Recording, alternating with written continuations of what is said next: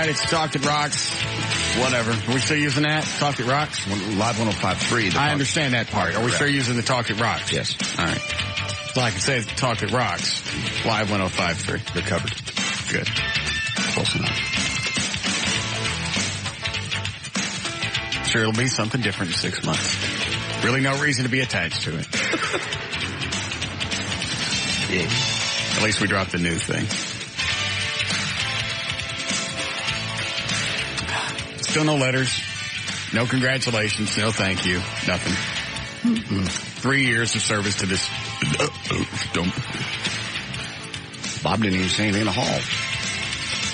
No. Nothing from Siebert. Nothing from Ongaro. Nothing from Mel Carbison. That's fine. We keep this tub afloat for 3 years. So what happens if I decide to go to XM? Oh, no. I could become ill.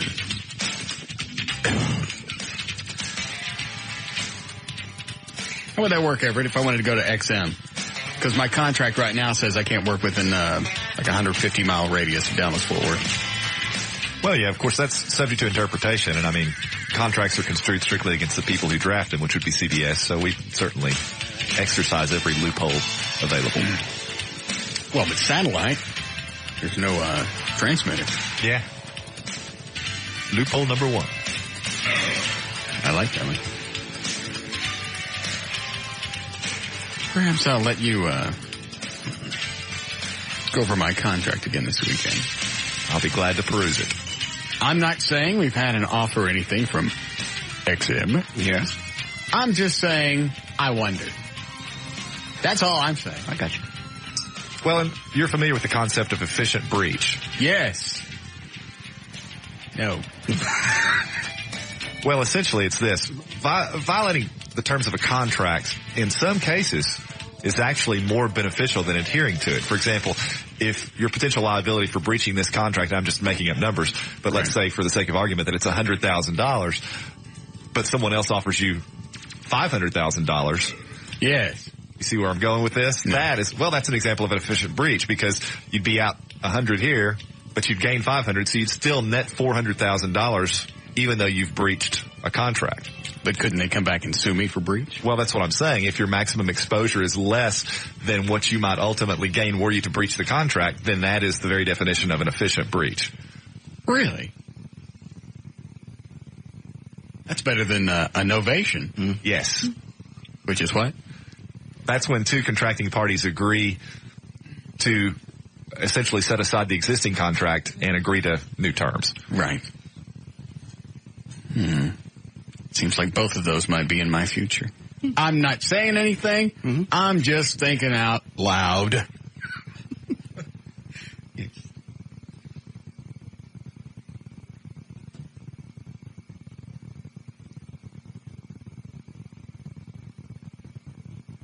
Anybody want to move to New York? Sure.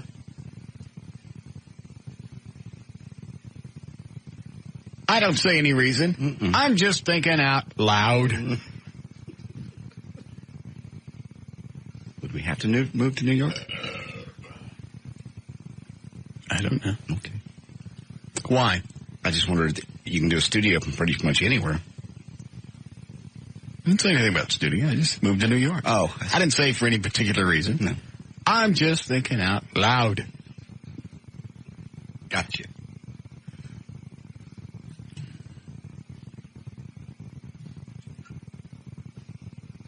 I have nothing else to say. Ready to start news? If you'd like to. All right.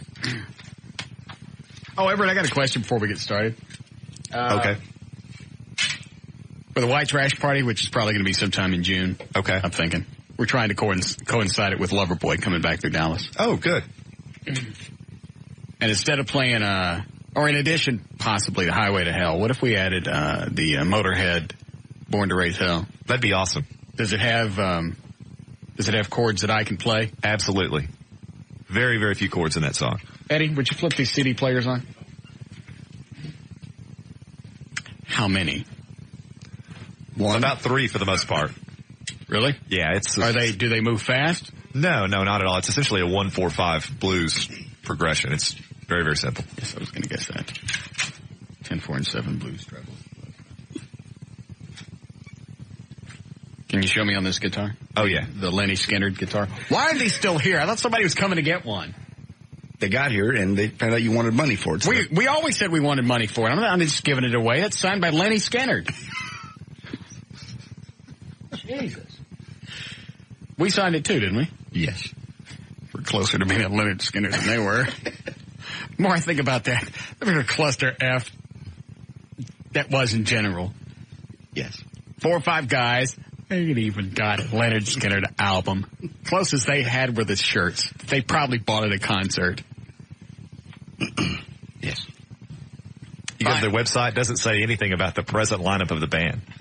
I think what it was the lead singer, when he is with them, then they can call it Leonard Skinner. When he's not and somebody else in the band is singing, then they have to call it like a tribute band or something like that. So as Everett said in the past, we got shimped. You don't get the Larry Moe and Curly, you got the Larry Moe and Shimp. Yes. I see. Well, they have nobody wants to get shimped. Mm-mm. Nobody. Mm-mm. It's worse than getting Trent Holmes. Yep. The real Leonard Skinner has a new album coming out April 15th. I don't know who that is. Who is the real Leonard Skinner? He's got the Van Zandt guy in it. I've got some cuts from it. The one that ain't smoking? Yes.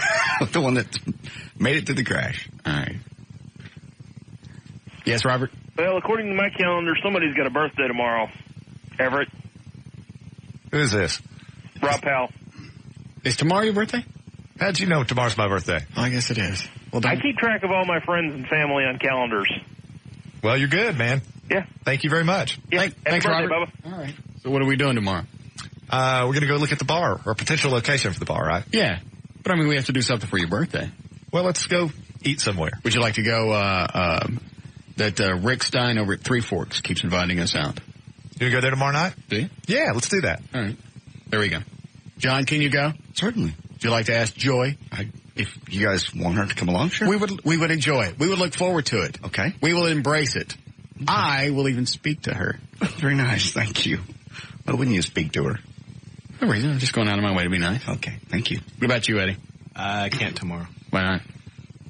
Actually, eating dinner with some other people. Oh, fine. Making plans with other friends, I see. Obviously, somebody's missed directive number 1 on this show, which is? You can't have other friends. Thank you. They're not my friends. And that'll be okay. Yeah, your wife's allowed to have friends. I don't have to ask Trey because I know he never has any plans. Yeah. My kid's in town from college. Can he come? Since I'm paying, what's the difference? You'll have to ask Everett. It's his party. Well, of course. He's more than welcome. Thank you. You're paying for his, right? Of course. Good. I'm paying for mine and Joy's, too. Unless Rick's picking it up. It's Everett's birthday. Can you stop trying to scam for half a minute? Sorry. And I can't wait to sit next to you and your kid eating. Why? Because it's going to look like hungry hippos. Excuse me? Food right in the middle of the table. You guys will jump up in the middle and grab at it. I do not eat like that. Thank you. What are you looking at? I see you when you run out in the hall on Fridays and food. Your hands shaking, your head tilts back on hinges. It's not true. You go out there, it's like... Not true. Yeah, you have a flip-top head. Yeah, I do. Okay. Little Pez dispenser. Mm-mm. You're putting it in. It ain't coming out. Oh, I was going to do this. All right. You get the guitar? Is that tuned? Because I've dropped it a couple times. Yeah, I tuned it before I came in. Oh, did you really? Yeah, I toy with it every day when I come in here. Why? Just because it's sitting there. Huh. Something to do. Okay. Let me see your fingers while you're doing this. Okay. We got to find out where it's at.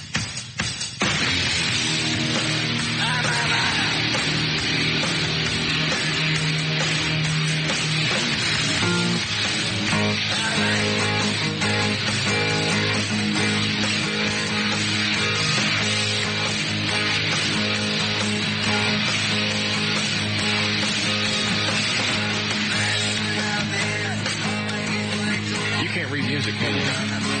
that weird?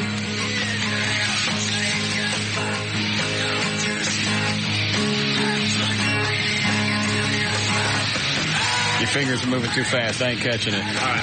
It's right here. Yeah? That's the second one. Yeah. And then down here.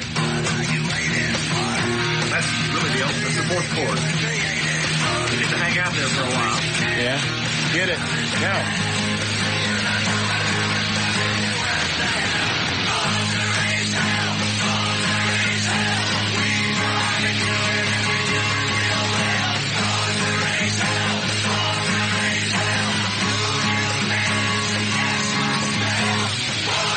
Isn't that amazing? Yeah, it is. I've had him go in the studio before just to listen to something and see if he could pick up on it. 3 minutes later, he comes back, he's got the song, and he can't read music. Have you always had that talent, or is that something you developed? It's just runs in my family. Oh.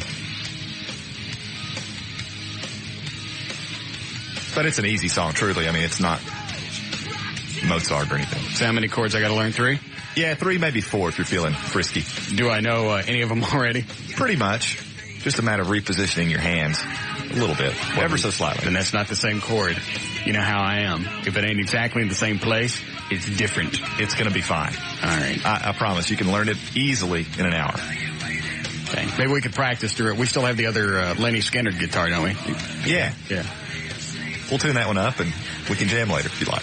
Yeah, you can show me chord by chord. Okay. We'll do that during the breaks. Excellent. Maybe by the end of the show, I'll have it down. I bet money you will. Okay. I had a guy email me, ask me, hey, what's the name of that Motorhead song that Russ plays? They only say it 87 times.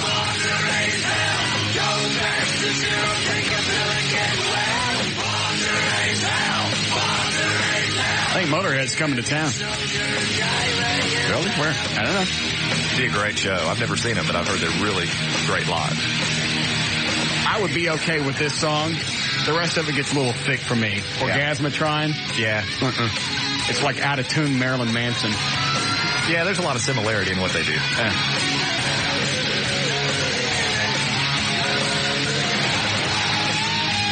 But it rocks.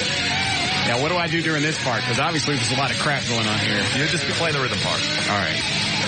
Just the 2 or 3 chords? Right.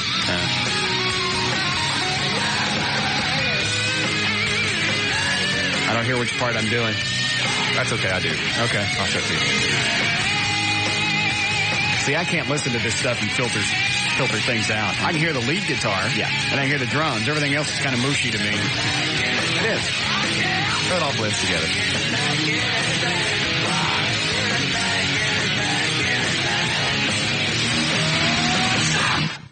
What is it, Grant? Yeah, 2 things. If you go to XM, man, I'm going to be forced to follow you. And also, that guy was supposed to come in and pay you $500 to smash those Lenny Skinner guitars. Well, he never did. Yeah, what a punk. Well, I'm not saying that I'm going to XM. I'm just thinking out loud. But thank you anyway.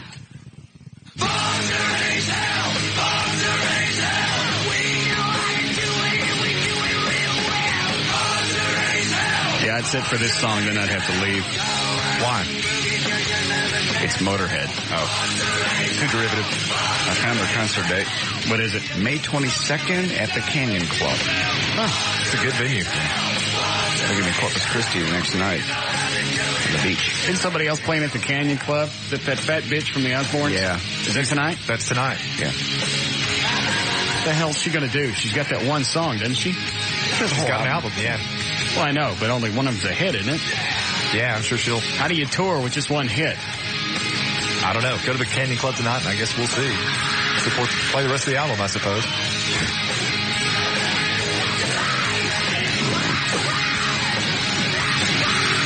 All right. Are you ready to go, John? Yes. Okay. You got the audio? Yes, I do. Here we go. 323, J.D. Ryan's Live 51053. You're welcome. All right. News and information brought to us by SBC Communications and by the Sci-Fi Channel. It is Friday, April 4th, 2003. Birthdays are Robert Downey Jr. turns 38 today. Colin Powell is 66.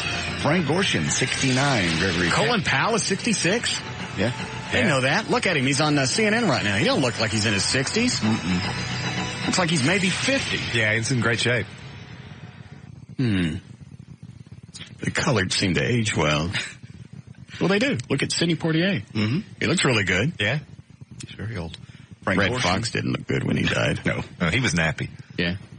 Frank Gorshin's how old? 69. He looks bad. Mm-hmm. And Gregory Peck is still alive at 87. Billy D. Williams will turn 66 over the weekend. Merle Haggard also 66.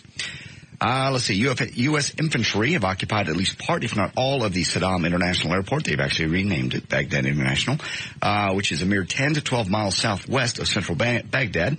After a fight that left more than 300 Iraqi fighters dead, U.S. tanks cruised through the entrance to the airport yesterday, sealing off the entrance closest to the capital. Having control of the airport obviously is a huge thing. It will allow coalition forces to bring in more troops, equipment, and humanitarian aid. Plus, having a foothold on Baghdad will be a major psychological advantage. Iraqi's information minister continues to tell quite a different story. His take on things yesterday, quote, "They're not even within 100 miles. They're not in any place. They hold no place in Iraq. This is an illusion. They are trying to sell others an illusion." That is not Baghdad they're blowing up. That is Tijuana. They did not even leave the country. Of course, now today they're saying, if everybody doesn't get out of the airport, it's going to become a graveyard for the coalition. Yeah. So how do the two work? They don't. Just the pictures of him, Saddam walking the streets? Yeah. That seems a little suspect. But they did close-ups, and he's got like those, bumpy moles on the side of his face. That's the way that they track him, is by his moles. Mm-hmm. So they looked at those, and I think a lot of the experts concluded that they think that's him. It's kind of ballsy walking right out there with people with weapons and such. Well, this is a critical day for his regime. I mean, here we are right at Baghdad's door, essentially, and if he doesn't make some sort of stand, I suspect the troops are going to desert. I don't understand why he never comes out. I mean, if he's going to do this and say, "Look at me, I'm still alive, I'm out wandering around," why doesn't he just hold up something or make reference to something that just happened so we know it's current? Well, he did in this last excerpt. He mentioned something about the helicopter, didn't right, he? But that was post 24th. Yeah, but that was post March 19th. I think intelligence reports had indicated that all of the tapes, or what they thought were tapes, were all of him prior to March 19th. I mean, just something with the standard newspaper thing. Just whatever. Hold it up and go, "Look, see? What's today? I'm still here." But they said that was uncharacteristic of him to run around and touch, because I think they said he's a clean nut, like a germaphobe or something. I would imagine. Let other people touch him and kiss him. Yeah, he was picking up babies and all kinds of crap. I guess it's him. I don't care. You can see smoke in the background, so obviously, it was after we started bombing stuff. Or that could be from an oil well fire. What do you think, Eddie? It actually could have been from the previous Gulf War. That's what the last thing I heard. They were... Really? Yeah, they said that... you know what? He actually did look a little younger in that picture. And they said right after the Gulf War, he was trying to go back into Baghdad and win everybody's hearts and minds again and, be the grandfatherly figure to... And they said that they're reviewing what tapes we have to see if anything matches up. I never thought about that. I did see it, and he looked a little more spry. Yeah. Well, there's always the question, which Saddam is it? Because apparently there's so many doubles, and some of whom have had plastic surgery, and he's very crafty. I'll go with Eddie on the video from the previous Gulf War, and that could explain the smoke in the background, wouldn't it? Yeah, references to helicopters or anything else being shot down. I mean, they have a ton of it from... Well, the helicopter reference came from some kind of new tape he released. That one's... Okay. We're talking about the one where he's actually just walking around the street. Yeah, that was the one that the guy said that actually could have been after the original Gulf War. Because the one where he was sitting down reading, I don't even think you ever saw his hands. No, and they were saying something about his mustache, the way he kept it, or the color of it, or something. And he was like going... They're in the middle of reviewing tapes from just after the Gulf War of Saddam coming out, and they're going to look through it and see if it could be that. How very strange. Also very crafty, if he's dead. All right, go ahead. Okay, more details coming out on exactly how Army Private Jessica Lynch was rescued. It literally would not have been possible without a 32-year-old Iraqi lawyer named Mohammed. His wife was a nurse at the hospital where Jessica was being held, and while he was there visiting his wife, he saw one of the guards slap her across the face twice. From that moment on, Mohammed decided he had to do something. He walked into Jessica's room with one of the doctors and whispered, "Don't worry." From there, Mohammed walked 6 miles to the nearest Marines to tell them where she was, basically, and walked back 6 miles because they said, "Go back, map out the hospital, tell us is there a place for a helicopter to land." He did that. Basically, that's saving her life in the covert. So he went back and forth. He went 6 miles and then back again. So it was like, 24 miles in a day or whatever? 18. What? No, it's 3 times. He had to go back one more time. Go back with the information. Okay. He had to, let's see, he walked out there, that's 6. Then he comes back, that's 6. Then he goes back, goes, "Here, look what I got, that's 6. Then he comes back, and that's another 6. How many is that? That's 24. That's what I meant. He had to go back the final time, didn't he? Well, if he'd already been back to get the map. Well, I don't think he stayed with Marines, did he? I think he and his family got out, and they're now with the Marines. Yes, they've been taken off to a refugee camp. He walked many miles. His quote was, "I love America. A person, no matter what nationality, is a human being." Nothing. There's a bad camel joke. I'm going to let go. Thank you. Go ahead. Mavericks suffered a serious setback last night in their pursuit to the number 1 seed in the playoffs when the Lakers rode the sturdy shoulders and, yes, steady free throw hand of Shaquille O'Neal, 189 in the victory over at the American Airlines Center. The loss cut the Mavericks' lead over San Antonio to 1 game in the race for the NBA's best record. Yes, what is it, Brandy? Hi, Russ. I don't want you to go to XM Radio. I never said I was going to XM. You were thinking I'm about not it. doing anything. I was just thinking out loud. Thank you. I just don't want you to go there. I'm not. I just found out about you. Been listening to you less than a year. Where did you? How did you find out about us? Actually, a boyfriend. He told me about 105.3, and he's got me addicted.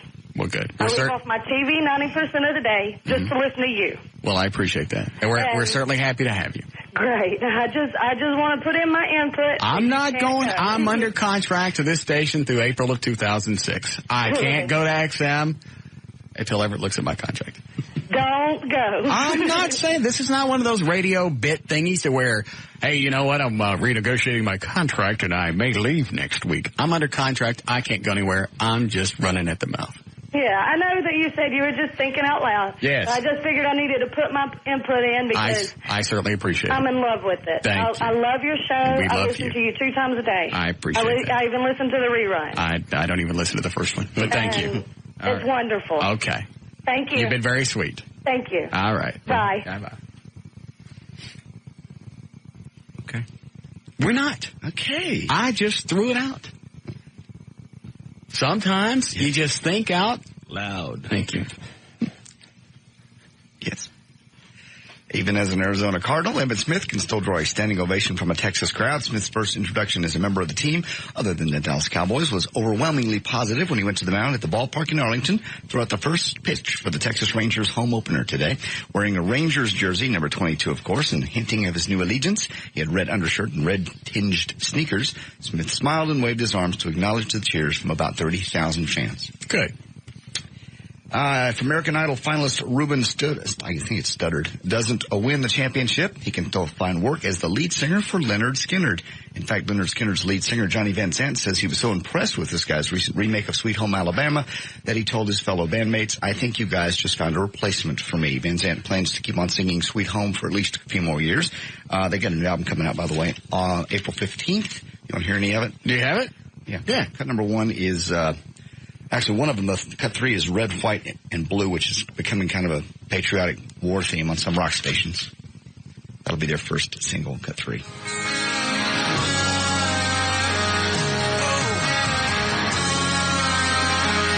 And who's the lead singer? This is Johnny Van Zant. Johnny. All right, you sure? Positive. One of the Van Zants. This is the Leonard Skinner band.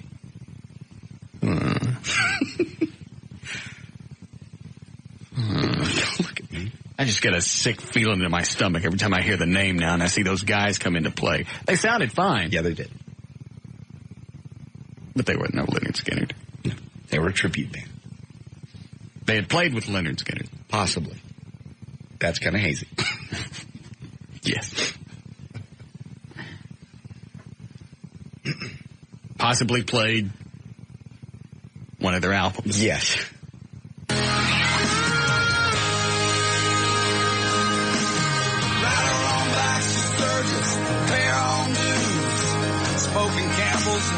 domestic blues. If you want to know where I've been, just look at my hand. What does that sound like? By the White House, spent some time in jail. Mama cried, decide yet. still wouldn't pay my bill. Like a Marshall Tucker band. Yeah. Yeah, it does. My hair's turning white. My neck's always been red. My collar's still blue. We've always been here, just trying to sing the truth to you. Sounds like Yes, you could say. sounds like Bad Company's tribute band. Red, white, and blue. Sounds like somebody. I can't figure it out. A lot more mellow than old Skinner.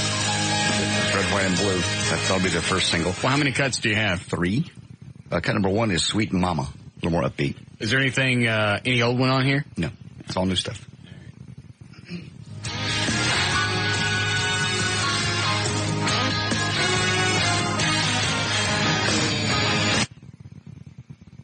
Did I hear some horns? I believe you may have, yes. I don't remember Leonard Skinner having horns. No. Who is this really? That is Leonard Skinner. It ain't Leonard Skinner. It Leonard is. Skinner ain't got a win section. That to me sound like, what's your name? No, it sounds like horns.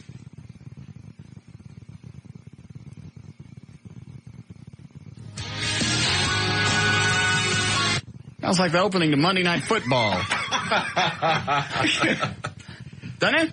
Hank Williams Jr. written all over it. Yeah.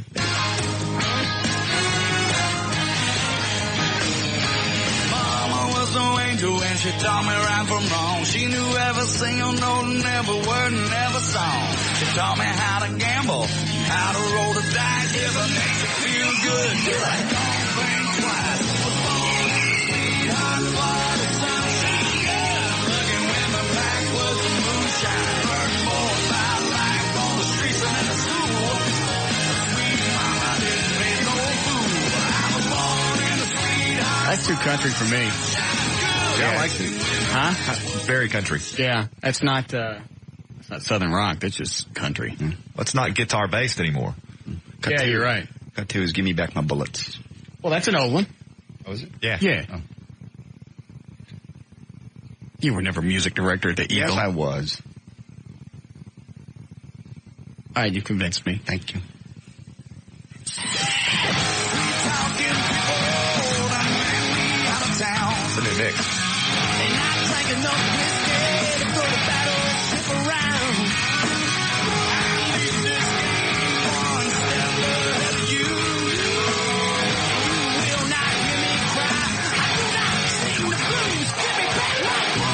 I like this. Yeah. All right, now I'm okay with this.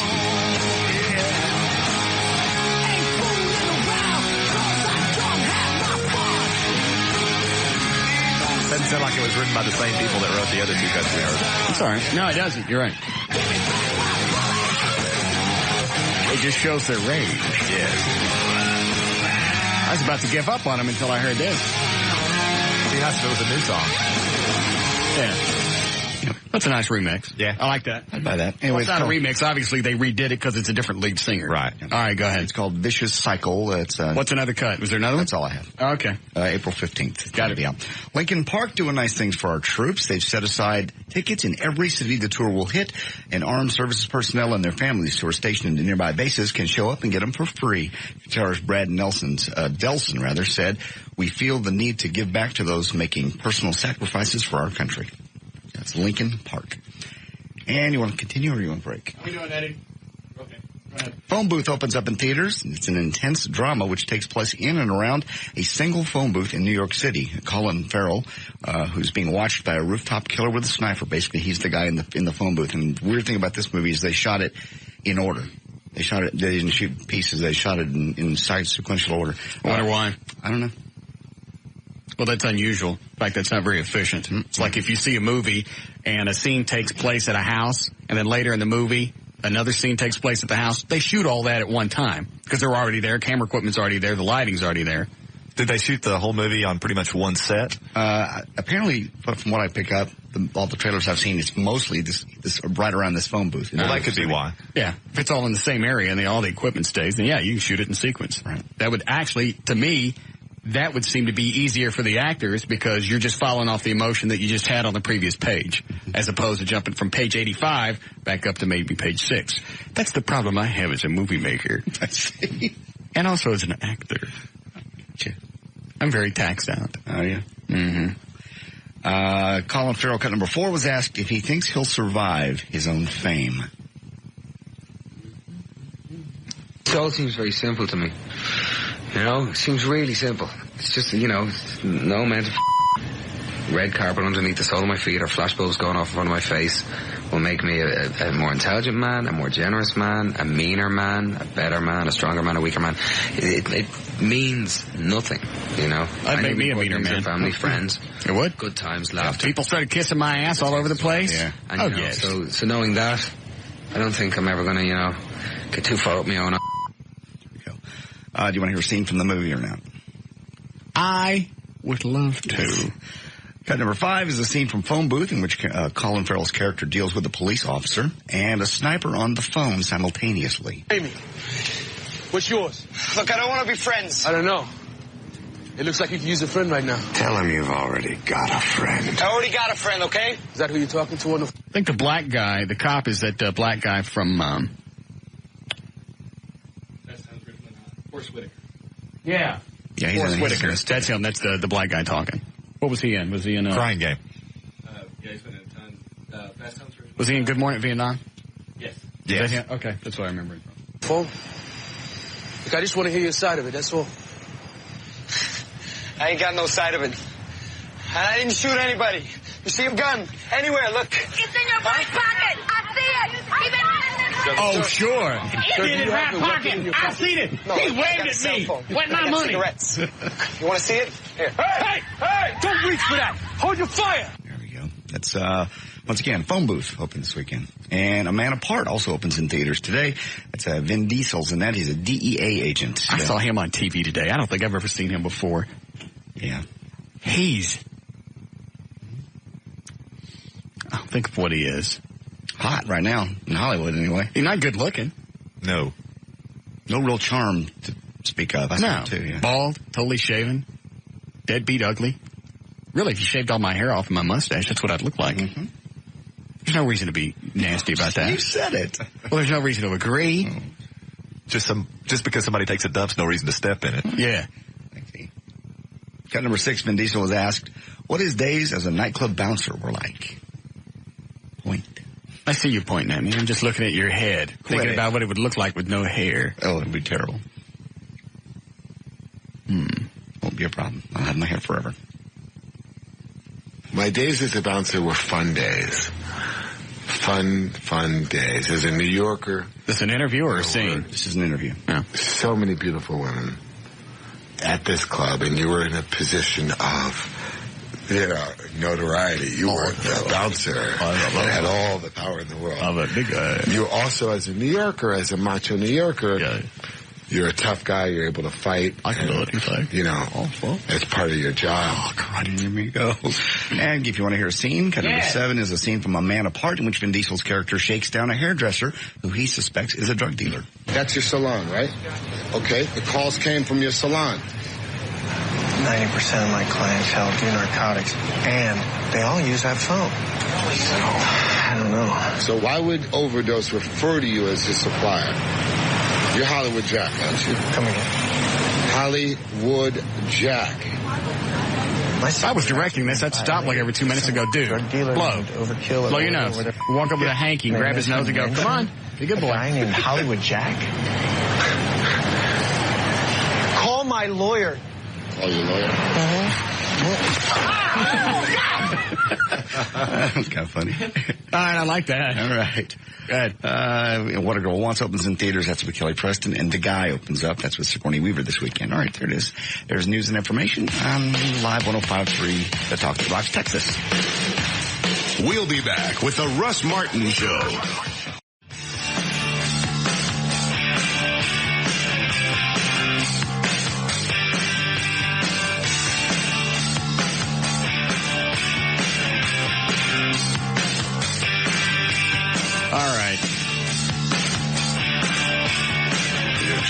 Traffic here. 348. It's a lovely Gail Lightfoot. Hi, Russ. Hello. And good afternoon, everybody. All you folks sitting on 635 LBJ, man, get off when you can, okay?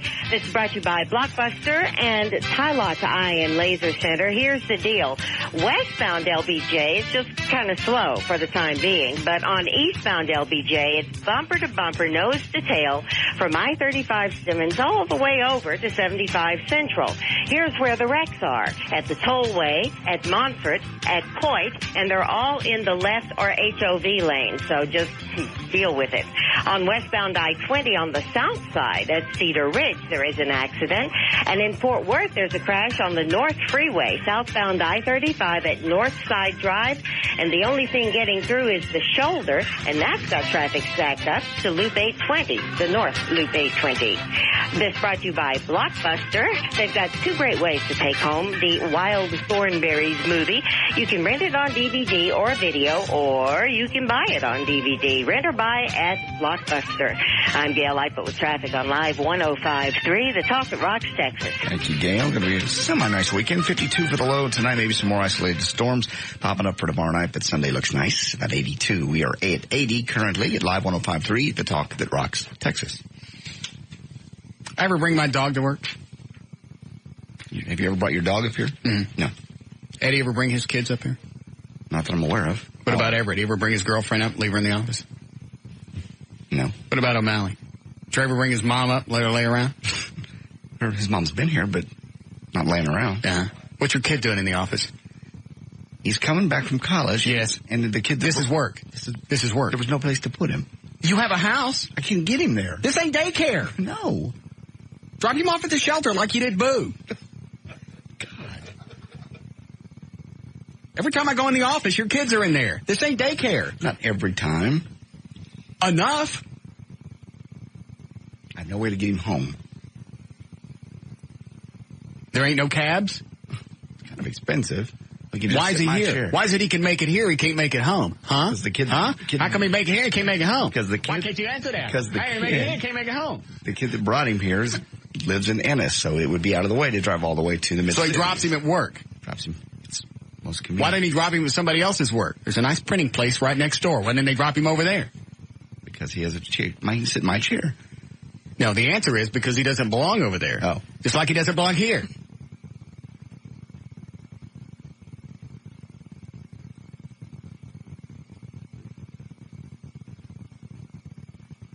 Plus, he's in there eating. He's not. He is. See he? His head was stuck in the fridge. I had to pull him out. There's nothing in the fridge. I know. He found that out. Okay. He's a college kid. He doesn't have any money. Probably hungry. Well, why don't you feed him? There's some food out here. We got food from, what does it say on that sack, Eddie? La Hacienda Ranch. Yeah, La Hacienda Ranch. He can have some of that, but not all of it. Because that head tilt thing probably runs in the family. No, it doesn't, and I don't do that. Yeah, you got a dislocatable jaw, just like a snake. Yeah. I eat very light. I saw you swallow a whole rabbit once. You did did not. Yes, you did. Never eaten rabbit, much less a whole one. It was in your neck for 6 weeks. No, that was not true. Big lump. Yeah, no. You moved around a couple of times. You want me to get Joy to come up and get him? No, I'm surprised she ain't hanging around up here, too. She has a job. And she's still coming tonight with us when we meet the Playmate chicks. Yes. Oh, that ought to be fun. Oh, he's bringing her because it's one of their few times together, even though they got all weekend. Friday and Saturday nights. Like I said, it doesn't make any sense. We're going to hang out with a couple of hot chicks. It's like going to Poncho's with tacos already in your pockets. I'm not going to pick up anybody. Well, not now. Yeah. I wasn't. You don't know what's going to happen tonight. We go out there, get some drinks in the babes, dance a little. I think they got a live band tonight. Right. Shoot some sticks or balls or whatever they call that. Yeah. What do they call it? Pool? I know, but there's a hip name for shooting pool. I have no idea. All right. Pockets. Pockets. There you go. Shoot some pockets? Yeah. Sure. Yeah, whatever. That sounds cool. Do that. Mm-hmm. Get them lit. Take them back to my house. Right. Swing them around by the feet. No. Yeah. No. It's role playing. No. I don't know them, and I have a girlfriend. You ever do that role playing? Swing a chick around by the feet? No. Put on your garlic cop outfit? No. No. Hello, Frank. What's up, Russ? Man, I was talking to Dan, telling him I need to recap for y'all for this week. JD is more of a black man than he lets on. Why is even that? though he hates them, because he got bad credit. He's borrowing money from people. Now he's got his kids at work. The only thing that he does that keeps him from being, noticeably back is that he want to be on the water. He got to have a boat. He even got the white woman. Yeah. Do black people not like to boat? Bruh. What? How did we get here? Oh. We don't want no recap. Yeah. We don't want no reenactment. That's odd. He says that now. I think of the lake, and really, there are very few black people on the water. And then he goes by JD. Everybody know black people go by, nicknames. They don't want nobody to know their real name. JD's undercover in. He is hating himself, man. Yeah. To be Dr. Phil about it. He is hating himself. That could be part of your problem. You're black and you just won't come out. Right. Come out, man. Come out. Okay. Right. I'm out.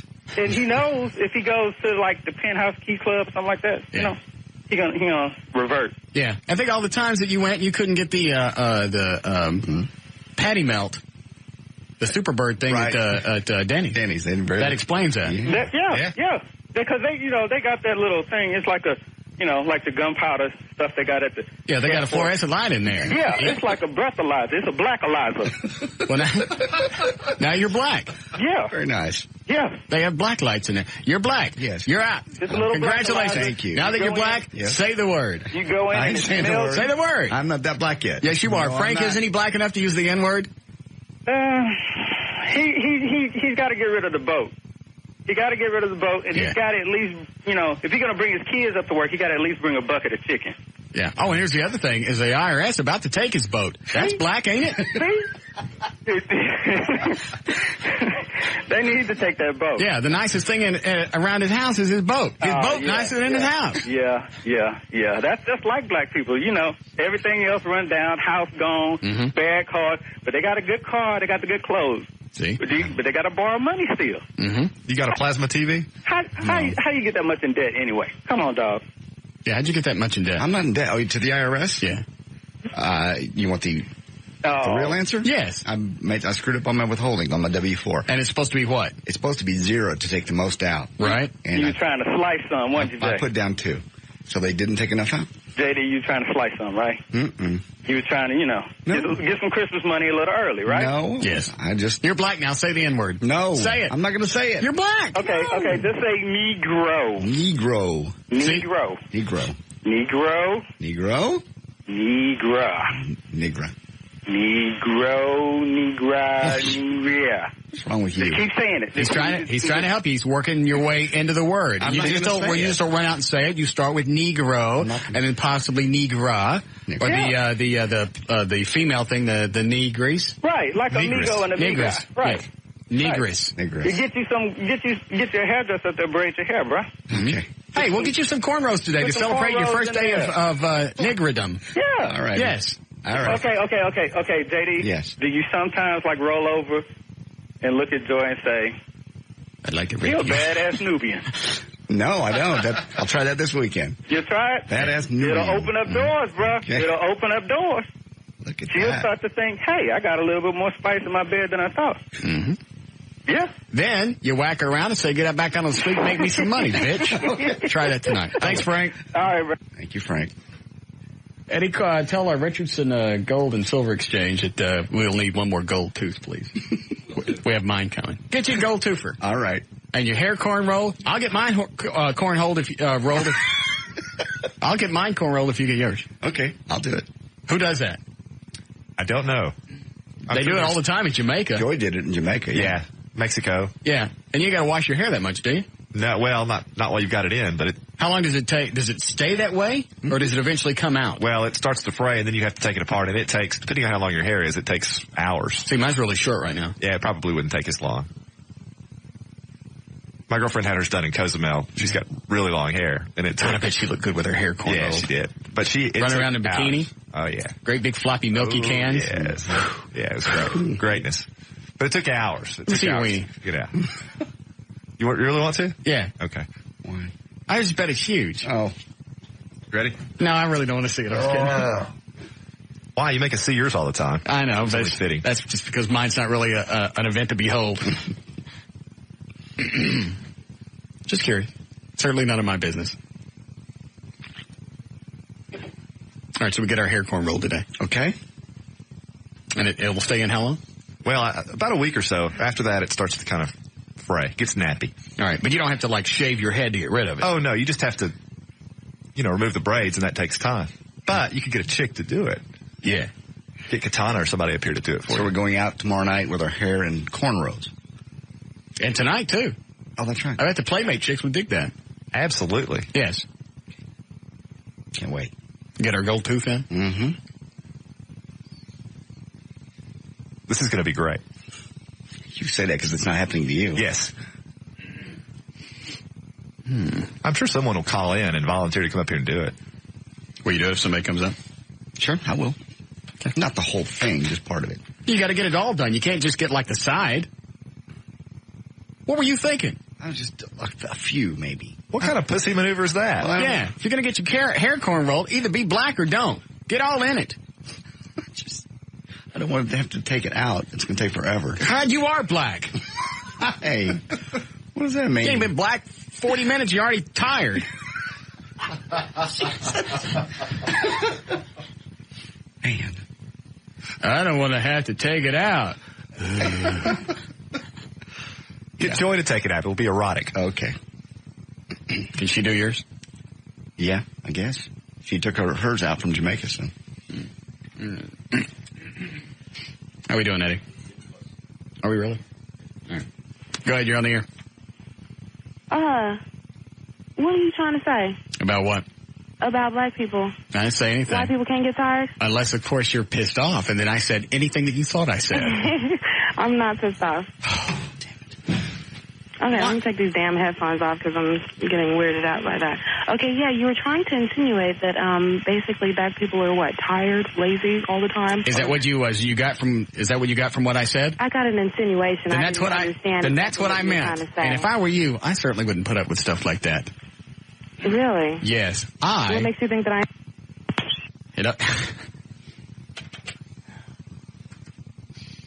I guess you only get 30 seconds there to prison.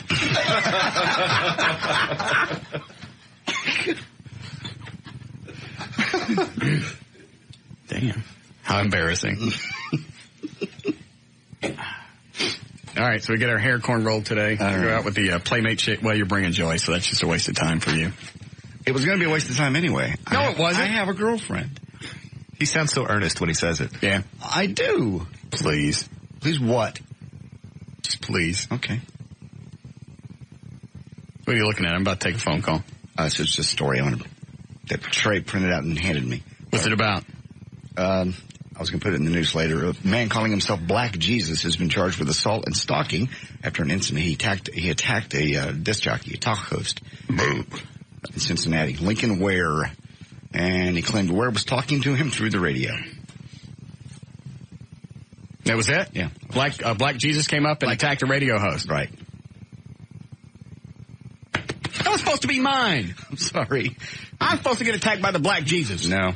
This is in Cincinnati. It's the Buzz. Buzz. That's why he went and got him. Had nothing to do with what he said. It's called the Buzz. Here we go. Yeah. Oh, man. Don't. Be the black angels come down from heaven, circle around their dead body. If you listen really close, you can hear them. Buzz. Thank you. We all right, Eddie? Yeah. Good. Go ahead, Greg. Hey, man, I heard you say yesterday, if you were in a shootout in Iraq and you were running out of ammo, you'd off yourself. Man, that is chicken ass, man. You are. Why is that? Wait a minute. Why is that chicken ass? You wouldn't take a risk. If I'm down to my last bullet and they're coming to get me, yeah, I think I'll take that last one and wipe myself. Why wouldn't you take that last bullet and take one more Iraqi, man? Because if I missed them with all the other bullets, that last one probably not going to do any good. And here's another reason to do it. You're a horrible shot, I'm sure. Probably so. was about to make a really good point. Hold on a second. I would be doing that for my country. Because if they get me and I got any military information whatsoever, it'll be out of my mouth before they even sit me down. What if that one bullet you use on yourself, yes, use on an Iraqi? I would be doing our country much better service by whacking myself. Because if they're going to torture me for information, they're going to get everything that I know.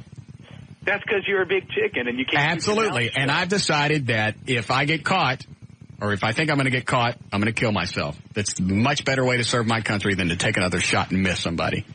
Thank you. God bless. Tough decision, man. No, it's not. If they're coming to get you and you know that they torture people, I'd much rather just whack myself. Ugh. Wouldn't you? Yeah, I guess rather than be tortured, if you're going to die either way, might as well do it yourself. Well, the chick they rescued is the first person successfully rescued since World War II. That's I didn't know that. Yeah, we had this guy from Delta Force, and he said, Sergeant Major Haney? Correct. And you asked about prisoners of war, and he goes, they're considered collateral damage. They're not even thought about. Well, they are. We go back for them. Well, this was a special circumstance. I mean, had this Iraqi lawyer not walked 18 or 24 miles. Thank you. She'd have been, she'd have died. Further tortured and then killed. I don't know. Is that a chicken way out? Because you don't want to be tortured? Suicide's always a chicken way out. Then I'm a chicken. That's exactly what it is. The upside is they can't capture me and get any information. Because I'm telling you, I'd talk. But you would. I would. If they come at me and they got some kind of sharp thingy, and I know that they're going to cut something off. Right. And they go for the good stuff, too. Yeah. They'd have to cut stuff off of me to shut me up. Oh, you have enough. Please stop. I can't. You're the danger. We can't write this fast. I'll tell it to you twice. Please don't. You're free to go. No, I'm still talking. Get out. I don't want to. Yeah, they cut off your tongue just to get you to shut up. Yeah. Here, leave. Here's your beaver hunt and your chunky back. Go away, be well. You ain't gonna hit me or nothing here on the way out. No! Jeez, you get on our nerves. Damn. Hi, Adam. Hello? Yes, sir. Yeah, I'd just like to say that last guy who called and said that was chicken ass about you killing yourself, who is he to say that? I do the same thing because I talk about getting tortured. I'd love to say I'm a big macho guy and I can stand up to torture, but I can't. I accidentally hit my hand on the stove or something and burn it. I start rattling off military bases and I don't even know anything.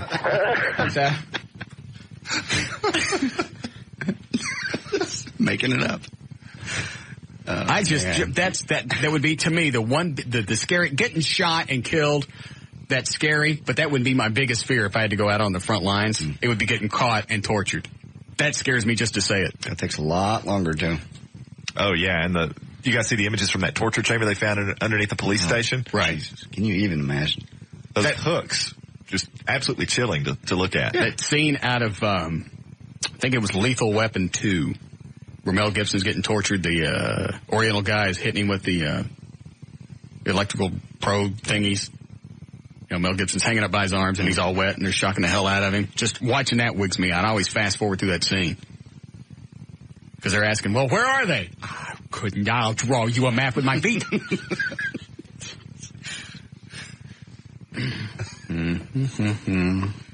What would you do, Eddie? I don't know that I could actually kill myself, but I could probably force somebody else to kill me. Like run out there? Yeah. Like you still got bullets? Yeah, pretty close to suicide. If I had a hand grenade, I could kill myself because then I would like set on it and make them pick me up and then kill us all. But that's pretty good. Yeah, you run out of ammo. You just run out there with a gun, screaming, bam, bam, bam, bam, until somebody whacks you. Yeah, I think that's what either I'd let them shoot now, I wouldn't let them shoot me. Because obviously they'd miss on purpose just to be an ass. Yeah. They might get you in the leg and then you suffer and then you get tortured. More. Yeah. But in the heat of battle, I wonder if it would ever even occur to you. I mean, if you're busy, they're shooting at you, you're shooting at them, are you really going to stop and think, gee, this is, how many bullets do I have left? This is my You last might know one. that, if you've gone through a bunch of clips and you look down and that's your last clip and you go, okay, a clip holds 50. After, a few finger pulls, I'm going to save a couple from my head. I don't know what I would do. That's a rotten situation to be in. Mm-hmm. It's a horrible place to be. It's a horrible place to go. And every time we talk about this, it pisses me off that those jackasses in Hollywood are more worried about the Iraqis. Obviously, the Iraqis like us being there. Look at the pictures. Mm-hmm. Citizens. How are we doing, Eddie? All right. Hello, Amy? Hey, Russ. Yes, ma'am. I agree with you. I mean, and me being a woman, shoot myself. Did you say the S word? Yes. Oh, I'm sorry. That's okay. You'll have to say it. You'll have to say it again. They would probably rate me or something. I mean, I'm not that good looking of a woman, but they don't really care what you look like. No, I'm sure you're much better looking than downstairs, you know what Camel. I mean? So, but I agree with you. And every time I hear somebody on the TV that's in Hollywood, especially that Dixie chick, she's going to be speaking out on Monday on Access Hollywood on Channel 5, doing her first interview. So. And it's funny, the Dixie chicks, you know, all the country stations have turned against them. Eddie Vedder with his George Bush magazine, not magazine, George Bush mask. Rock radio's not going to do anything. They'll keep playing it. They dig crap like that. Oh, yeah. Well, they need to take the Dixie chick woman and, like, take her to Iraq and drop her off and then see if she changed her mind. Yes, right? It's a dandy idea, especially because she's fat. Do what? Thank you. All right. Last one, Eddie, we'll break. Yes, Rocky? Pussy. Pussy, pussy, pussy, pussy, pussy, pussy, pussy, pussy, pussy, pussy. You know, that chick's tougher than you. Mm-hmm. Yeah? I just want to let you know that. And I didn't know know... Little 19-year-old chick, about as big as toothpick. I said that yesterday. Oh, did you? Yeah, nice way to follow along. Pussy. Oh, okay.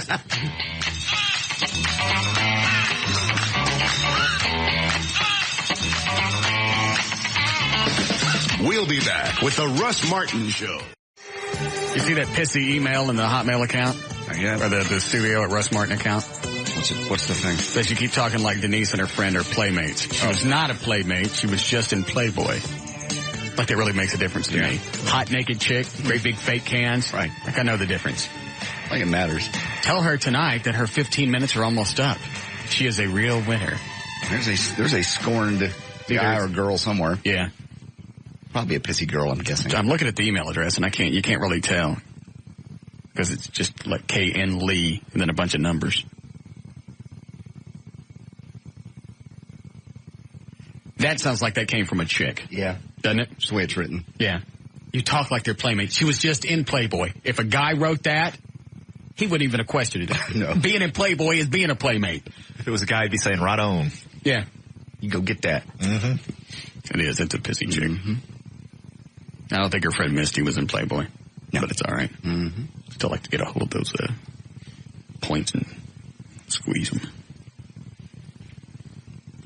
Maybe you have your chance tonight. I just got a little tinge in my tough skin. Ooh.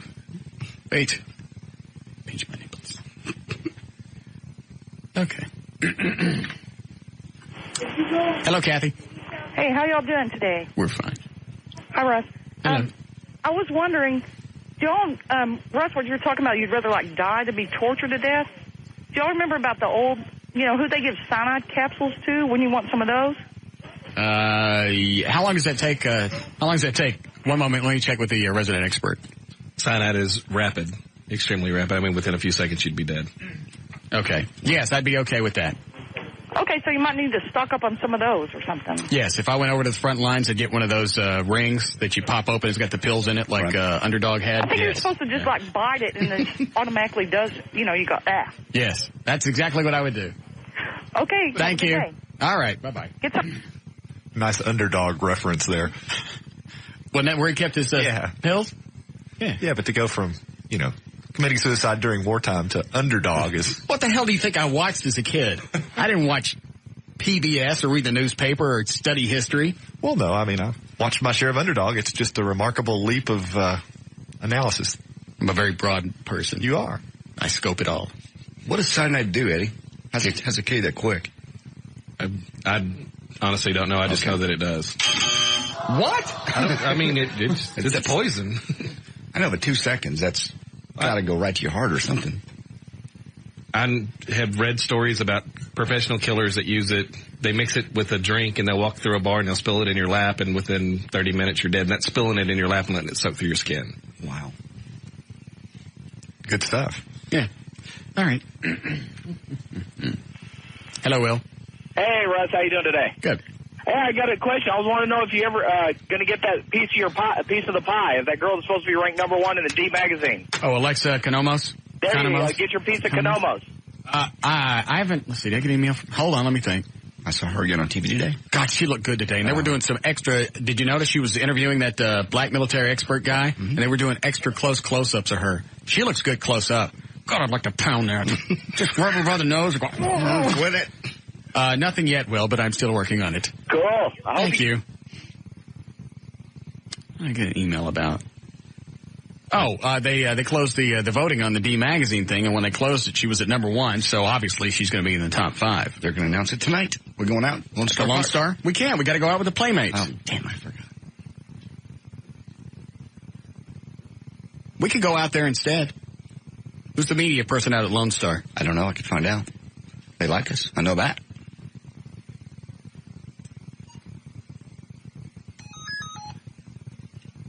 Let me check with Space Ghost.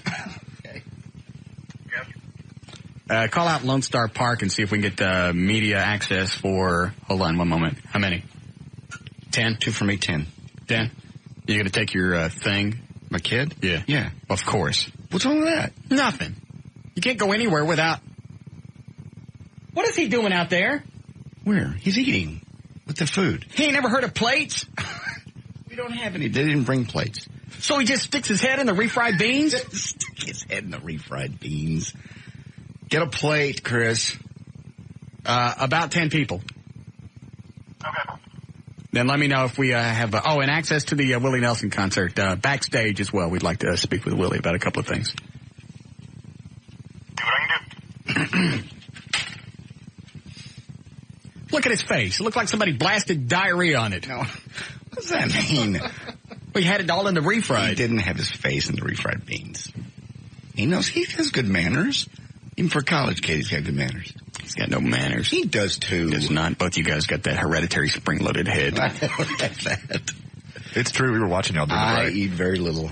I could see you when we were in here in the studio during the last break and you went out there to eat and your head tilted back. We could actually hear through the window. No. No, you didn't. Didn't you hear it? Oh, yeah, it was audible, clearly. Audible. Okay. And then it was followed immediately by an avalanche.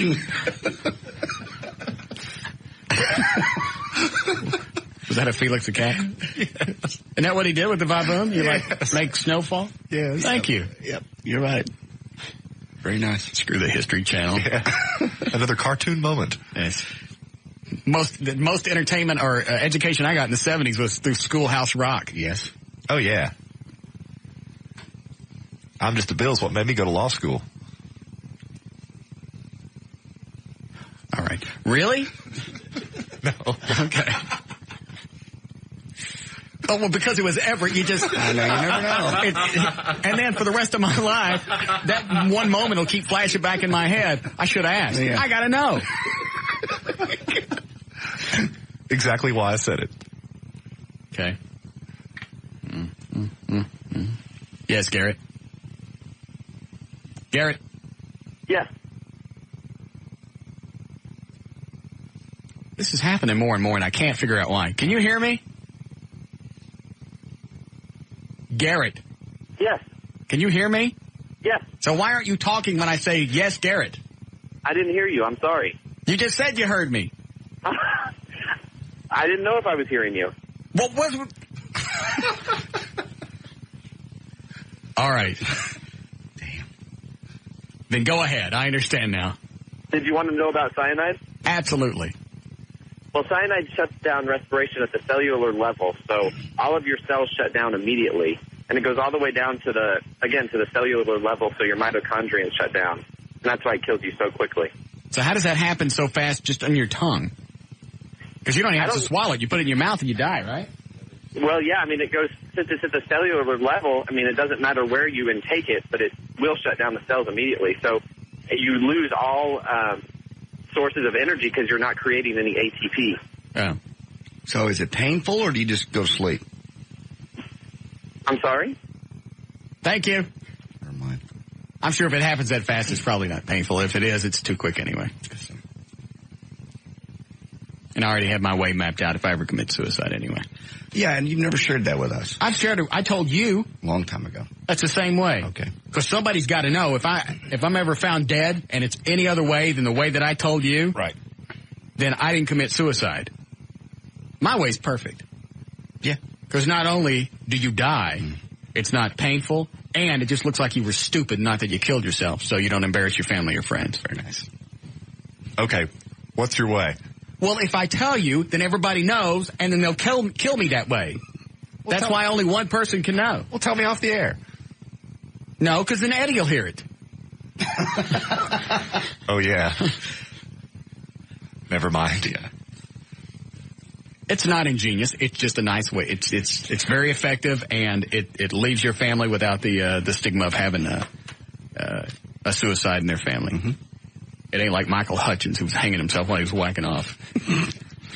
I don't think you kill yourself. You go out naked with your pud in your hand. Or to keep a straight face at that funeral. Yeah. Yeah, because everybody wants to look in the casket and see if his tongue's out. Yeah. Open up the casket. Hey, we're burying Bill the cat. Actually, that's not a bad way to go, though. I mean, you think about it. You're hanging yourself. Well, but that's called autoerotic asphyxiation. I understand that, and I don't get the magic in it. Well, what I'm saying is there could always be some measure of doubt, I suppose, that maybe he wasn't really trying to kill himself, but he was just trying to have a good time. Oh, I'm sure that was probably it, too. But all right, then you're just looking like an idiot. Yeah. You can't even masturbate right. And why are you hanging yourself? When did it, all of a sudden did it start that masturbation wasn't enough? They just say it increases the whatever. Because why can't you just hold your breath? I don't know.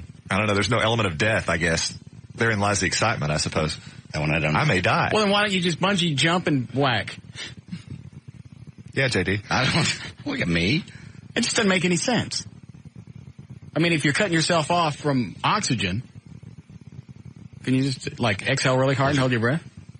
Probably not. I may go in the office and try that. Please don't. Try to pinch your nose. Please don't. People die. Don't. I don't think anybody's ever died from holding their breath. No, not holding their breath. Then you pass out and you wake up. He committed suicide by holding his breath. That's our official medical report. That you were going to strangle yourself. No. Yeah. That's another thing. Yeah. We believe he strangled himself. I will now sign that. Tommy Robinson, Garland Police Department. Of course, my luck, there's really a Tommy Robinson as a cop out there. Death by strangulation. Mm-hmm.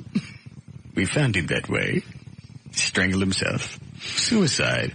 Very horrible. And we're about due for news again, huh? Mm-hmm. Yes, Rick? Hey, man, I want to know what your way of killing yourself is going to be. I just told you I can't tell anybody. One person can know, and that's it. Oh, can you make it a few others? Share with us, please? No. That removes my safety net. And somebody will come and kill me. They'll leave a suicide note. Thank you. There's... No. You're some nosy bastards. I can't talk about anything without getting emails. They want to know everything about your life. It's only going to get worse, too, as time goes on. Why? The show's just going to get bigger and bigger and bigger. You mean like if we were to go to XM? XM radio. Just like, for example? It would be nationwide. Then. Huge. Which there's nothing going on with that. Mm-hmm. I'm just thinking out loud. Thank you. Interesting thought. Just one of those things. You just look at the technology. Mm-hmm. XM is growing. The other one, is it Sirius or Sirius? I'm not sure. Sirius, isn't it? Yeah. Doesn't make any difference. The other one doesn't seem to be growing as fast. XM seems to be the one, and they pay more money. Oh, from what I've read. I see. That'd be great. Substantially more money. It could get you coast to coast. 8.5 times more money. I see. Exactly, huh? That's what I've read. I see. I have nothing else to say. Okay. Until Everett looks at my contract. All right. Exactly. And that could be Saturday or Sunday. Perfect. How joyous. Can we do news before we break? All right.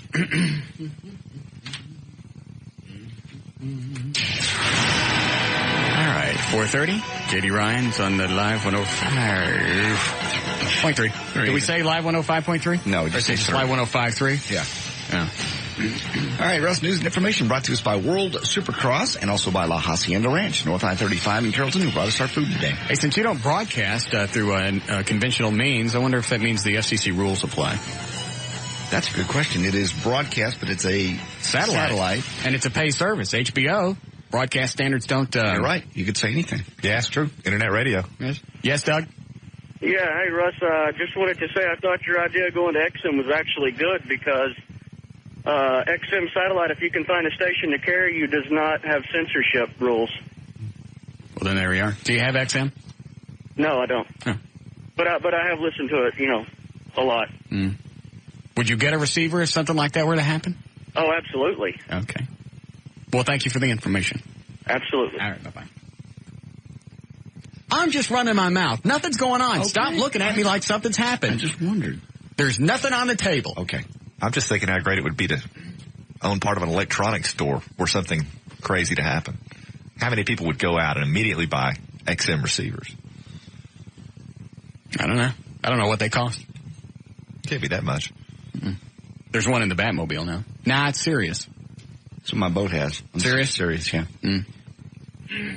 They have them at that Car Toys where I went that time. Couple $100? Yeah. I don't know. Yeah.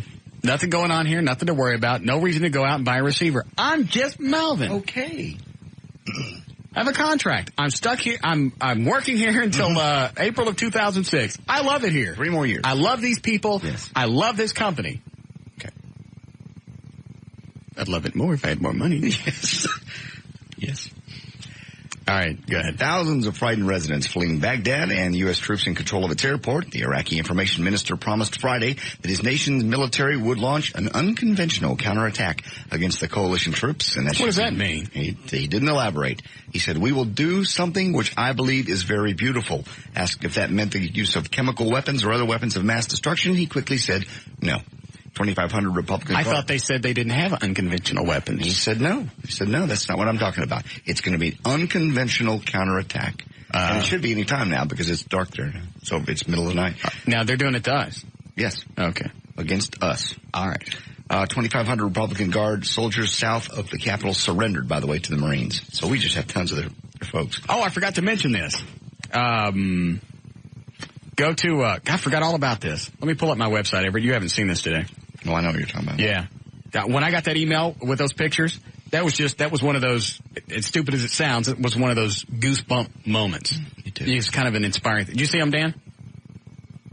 Hold on, Everett, I'll show you really quick. Better get on it. On the front page of russmartin.com. Watch the center box pictures. See that? Yeah. Can you see that? Oh, yeah. That? Oh, cool. I didn't see that one from inside the cockpit. Yeah. There are pictures sent from Donald Craig, who's somewhere in the Persian Gulf aboard a U.S. Navy aircraft carrier. And written on several of the missiles, bombs, it says, "To Iraq with love," from the Russ Martin Show. Also, his email address is on there, too, if you guys want to email him. That's one of the coolest things I've seen in a long time. Yeah. So I was very proud of that. Right. All right. In an unannounced television broadcast. Hang on, let me see if we've locked up my website. Chris contends that you can no longer lock it up.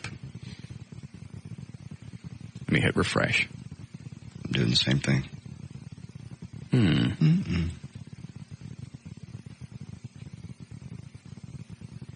It's not even slowing down. Nope. Pussy. You show off, pussy. No. All right. In an unannounced television broadcast designed to rally the people of Iraq, a man purporting to be Saddam Hussein called on Iraqis to strike at the U.S.-led coalition. Iraqi TV also showed a man identified as Saddam being cheered by a crowd. U.S. analysts were poring over both tapes in an effort to determine their authenticity and whether the man pictured in them is indeed the Iraqi leader. I think it's him. I just have a hard time believing. I go with exactly what Eddie was talking about earlier. Was it's pictures from the first Gulf War, because I'm looking at it and I thought, you know what, he looks a little more spry, a little more active than he has before. Yeah, and I wonder if that footage had been released before. Certainly somebody would have it, wouldn't they? One would think. The good news is, I think very shortly, it's not going to make any difference whether he's alive or not. Well, that's what military people have already said. They go, okay, if he is running around, big deal. It's not like we're going to give up our hold on the airport or, 95% of the airspace we already control over Iraq. None of that's going to change. Come out and walk around. Thanks for letting us know where you are. In fact, the more I think about it, the more I'm with Eddie on this one. That's old footage.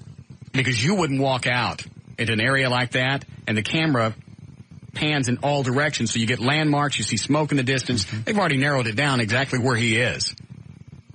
So if, in fact, that was accurate, now they got a range of an area where he is. True. Which is absolutely stupid. Oh, yeah. That's not. They're going to, I think you're right. Are you still with that, Eddie? Absolutely. I mean, for all of those reasons, and the main thing that they're trying to do now is somebody from Iraq has contacted somebody from Jordan trying to broker a peace. Okay. Not Saddam Hussein, somebody else. And they're wondering why, and that was the question last night, is if Hussein's still alive and still around, why are people that were not even close to being in the picture when he was in charge talking peace with another country right now, trying to get them to go out and offer peace, with France and Russia and the UN and everybody.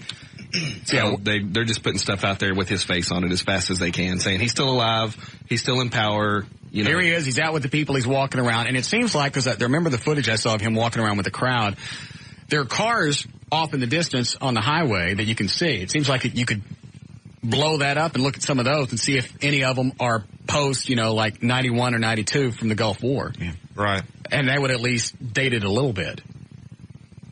Yeah, they'll figure it out. Yeah. But like I never would have thought that it was from the first one. But that explains why it looks a little bit better. Because some of the other footage where he was just reading today, he looked like crap. Really rough. And I was just thinking, that doesn't even look like the same guy in the two pictures. Well, multiple tapes, probably multiple Saddam Husseins. I mean, right. It's well, they think the one today, they're pretty sure the one that's walking around in the crowd was him. Right. I need to get some body doubles. Why? Just in case. One's going to kill you. You don't know that. And that's easy for you to say because it ain't you. Nobody's going to kill you. Kill my paycheck. Everybody loves you. You're the nice guy. You're the voice of reason on the show. No, I'm not. You're the female. You got all the black people hating me. No, they've embraced you. Now they said you're black. Because you bring your kids to work, you borrowing money. Credit's bad. Yeah. You got hot checks coming back. You're black. I didn't do that. Well, you don't know that. I didn't do that. Two black guys did that.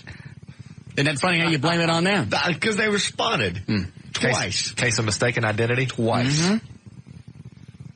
Mm-hmm. 6'2" black guy. Not close. Just sounds like it's, you have all the makings.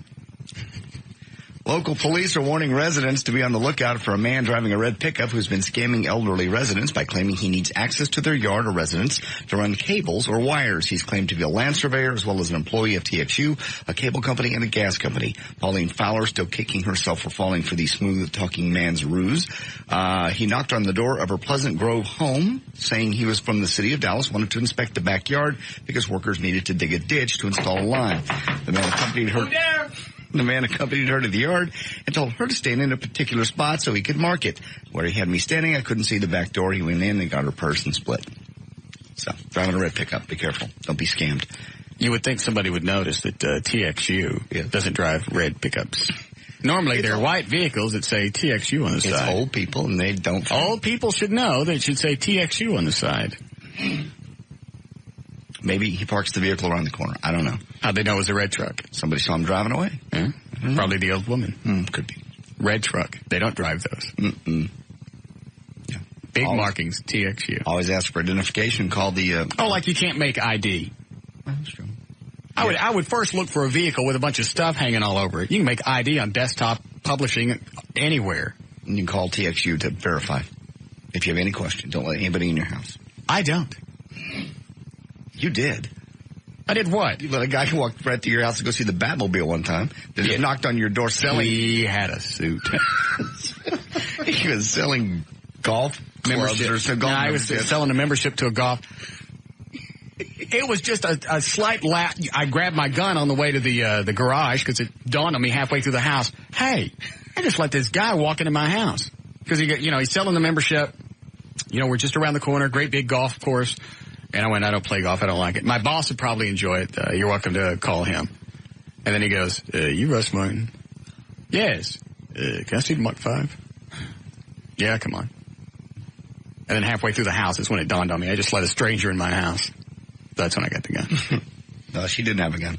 And he got away with the purse. Could have been worse, I guess. Mm-hmm. Emmitt Smith insisted Thursday that his return to Texas Stadium October the 5th as a member of the Arizona Cardinals isn't going to be a big deal. He swore he didn't have the date circled in red on his calendar. He said he wasn't revved up to face the Cowboys. That'll be October 5th. He'll be on the other sideline for the first time. 41-year-old San Antonio man was arrested for allegedly keeping his wife on a chain. When police arrived at the couple's home, they found the 45-year-old woman chained to a car with a 30-foot chain around her neck with a padlock. The woman's husband, Jerry Wayne Thomason, was sleeping in the front seat of the car. Thomason told them he used the chain to keep her from running off.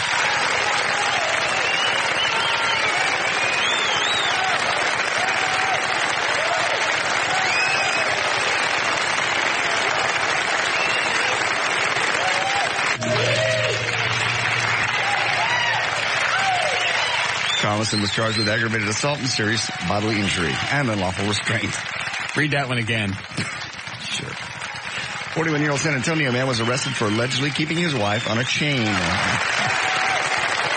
Police arrived at the couple's home. They found him in the front seat and a 30-foot chain around her neck with a padlock. Thomason told them he used the chain to keep his wife from running off. Okay. And finally, that's just so refreshing. It's like a breath mint. Not either. It's very against the law. I didn't say I'd do it. I just said it's refreshing to hear. It's like a breath mint. A tic-tac. Curiously strong. Those really strong mints. Altoids, yeah. Yes. It's an Altoid. Okay. Too strong. And finally. Yes. Is this another chained up chick story? No. All right. This is from Provincetown. Well, maybe he did smell a little bit boozy, drink a lot, utter lewd remark at passing women, and coax children to run and ask their parents for money for him. Perry the Clown nevertheless mesmerized tourists with his antics, then fell out of favor with seemingly everyone in town. Last week, Perry was found dead in his apartment. Police do not suspect foul play. But perhaps he best remembered for his alleged catcalls, homophobic slurs, and nasty remarks to children. Some local pub owners actually said his behavior was so bad they had to ban him from the presence. We'll all miss Perry the Clown. Damn, I wish I'd have known that. Look at this picture. Let me see. He's in there with a bottle of booze. He's just got the makeup on, no wig, so it's his normal hair, and he's sort of balding. And he's got a bud sitting to his left, and he's smoking a cigarette. Well, he's got on his clown suspenders. Yeah. I'll see if I can write a eulogy for him before the end of the show, or possibly Monday. As we say goodbye to Perry, the homophobic clown. A sad ending. There's news and information. I'm J.D. Ryan on Live 105.3, the talk that rocks Texas.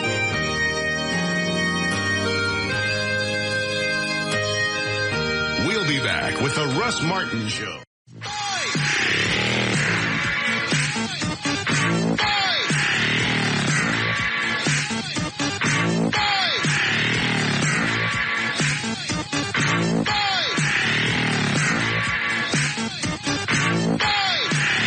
All right. Do a check on traffic here, 452. Did you do a legal ID, Eddie? All right, this is KLLI. KLLI, Dallas-Fort Worth, Texas.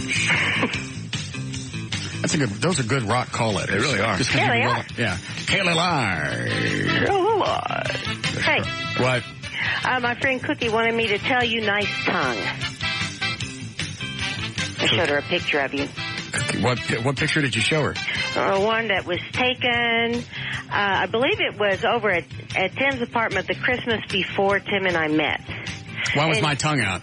Well, you just had your mouth wide open and your eyes bugged out and she could see your tongue. It was a goofy picture. Is she pretty? Yeah. I'll lick her with it. How old is she? Well, she's in her early 30s. She married? No. Kids? Yes. Sorry, no lickies. Go ahead.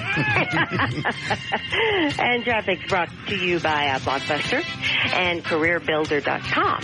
Westbound 183 at Loop 12, Walton Walker, a car broke down in the left lane. So if you're going from Dallas into Irving, that's why you're sitting in traffic. 635 LBJ is just sucky as it can be from I-35 all the way over to Central. Your best speed is going to be about 20 miles per hour. Whee! On southbound 35 North Freeway in Fort Worth, just past Northside Drive, there's a wreck where only the right lane is getting by. And traffic is backed up well beyond North Loop 820. In Arlington, westbound I-30, Tom Landry past Collins. They just reopened the two left lanes, but traffic is really backed up. And in Plano, eastbound 190, George Bush Turnpike at Custer, there's a crash. And this also brought to you by the Texas Lottery. A bonus ball gives you more chances to win.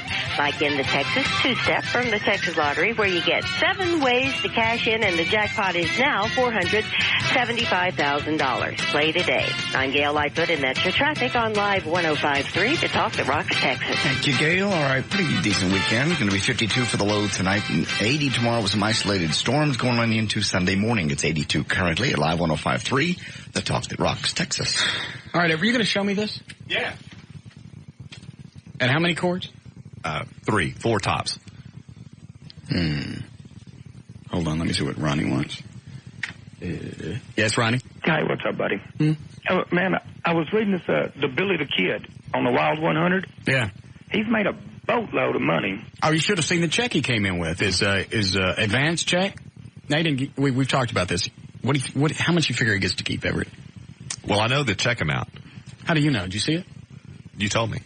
I did? Yeah. All right, let's just say it's $100. Okay. How much would you think he'd get to keep?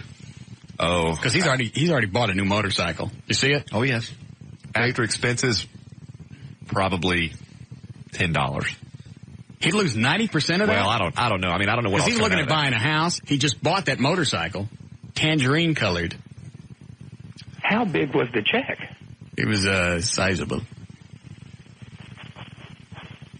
Not sizable to interest me, but it was sizable for someone of his stature. Well, now, you released that, your rap song last, how long ago was that? My what? You wrote a rap song. Man, I can't remember exactly how it went, but there was something about a easy bake oven or something. One moment, I'm thinking. You still got that hanging around? Oops. It's all right. One moment, Ronnie.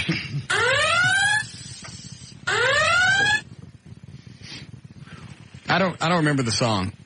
What was the tune?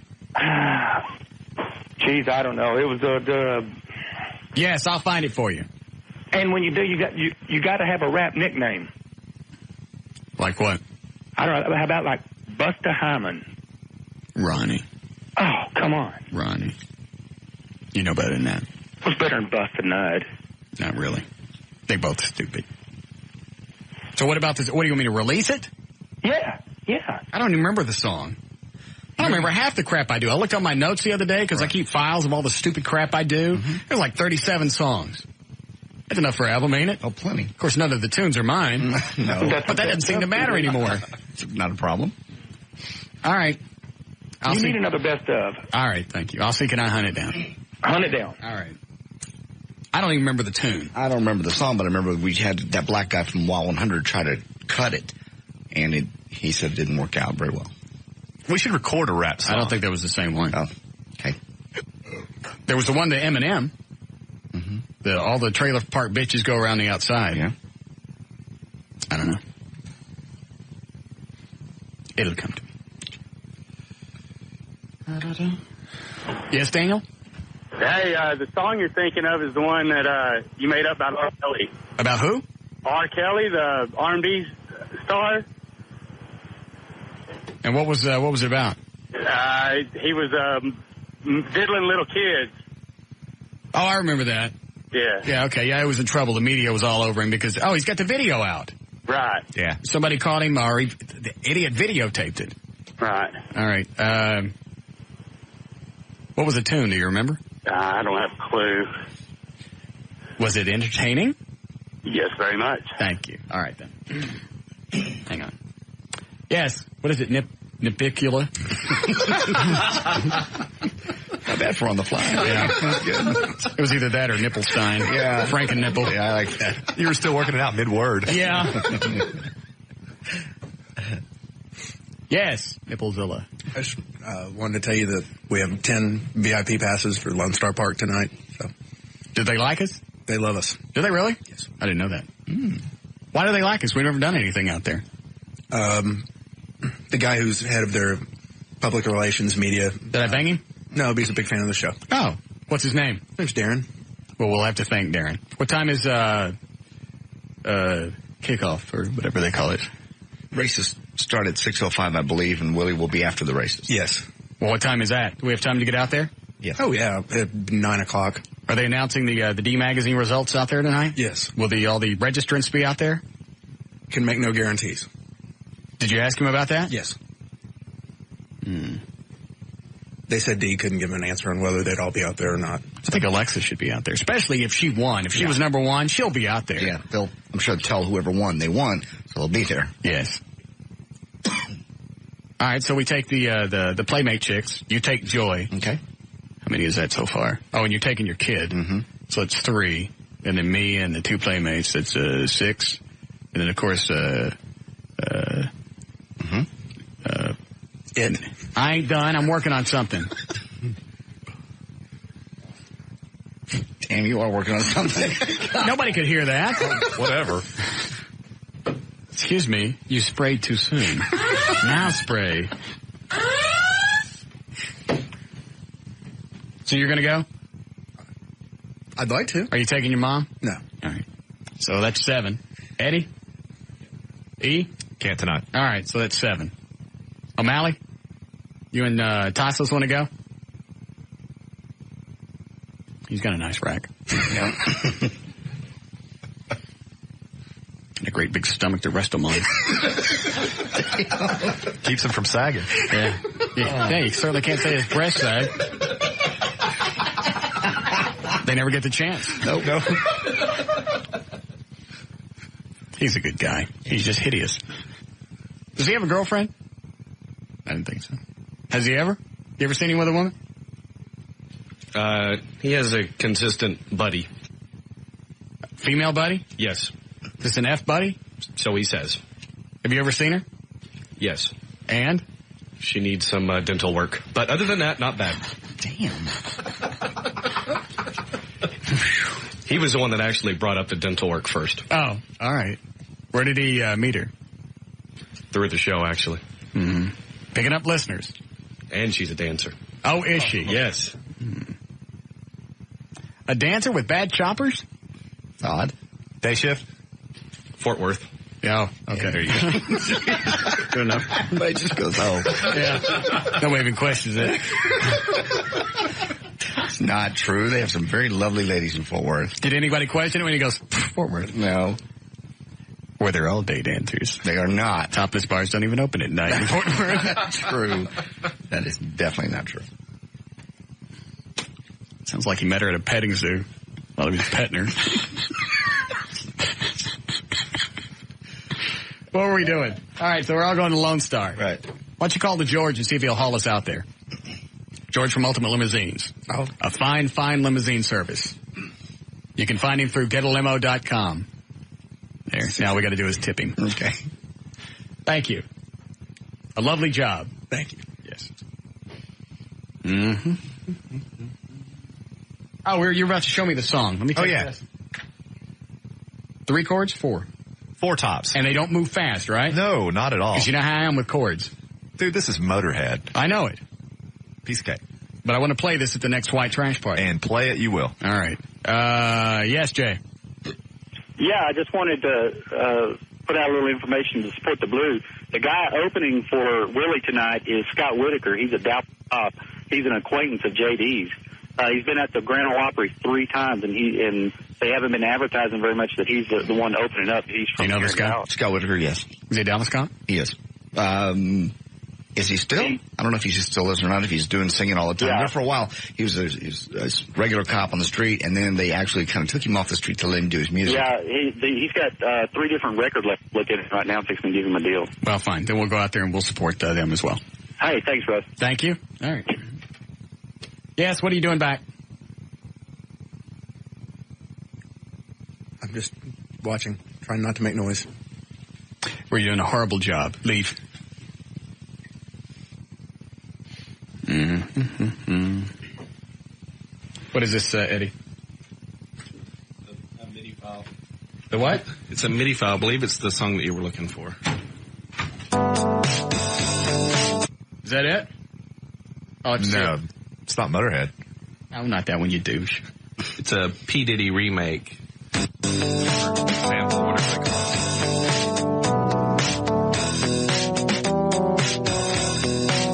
All right, I'll have to check my thing later and see if I got the lyrics around here, because I don't remember it. All right, let me get the guitar.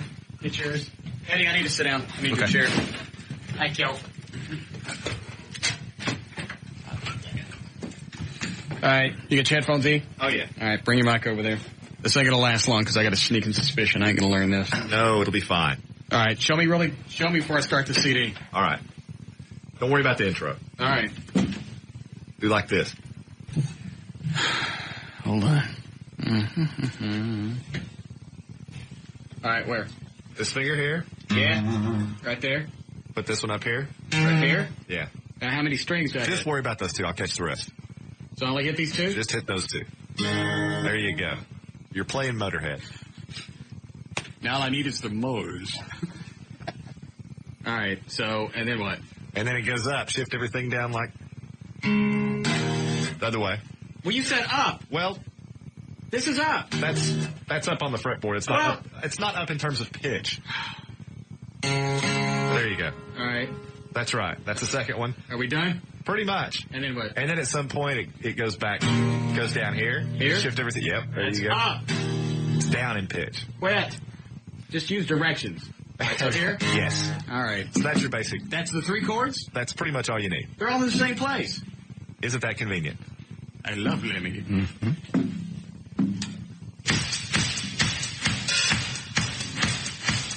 All right. Let's try here. Yeah, don't worry about this. Here? Yeah. Got it. Ready? All right.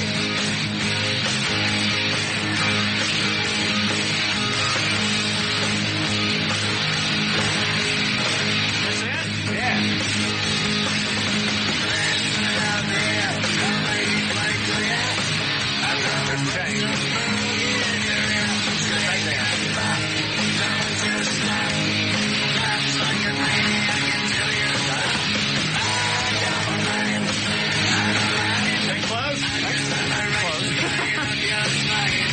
Okay, now down.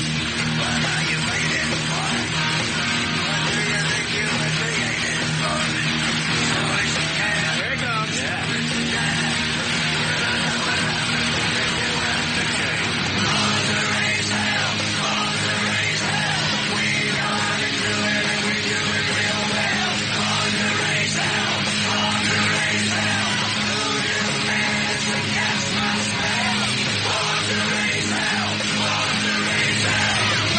All right, I got it. That's all there is to it. I'm a genius. All right, that's cool. All right, good. We're set for the white trash party. Nothing like auditioning on a 100,000 watt radio station.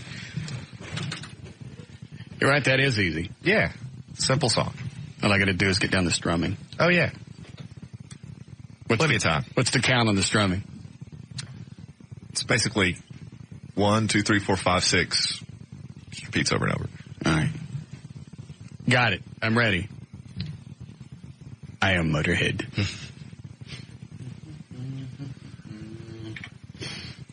We all right, Eddie? Yeah. Go ahead, Nathan. Hey, man, I just want to say that, you always get people calling in saying how they live through you with the porn stars and the celebrities and all that. I have to say my part of living through you is when you get to tell your boss to F off. I mean, that's like the greatest thing. You're sitting in there, I have to kiss up to mine all day long, and you get to sit there and pant your boss in the office. I never really thought about that. That's freaking great. Why are you breathing so hard? I just ran in here. Oh. And I'm fat. Oh. Hmm. It happens. Are you smoking? Nathan. Yes. Is my buddy smoking? Right now? Yes. No. What is that in the background? Nobody's here.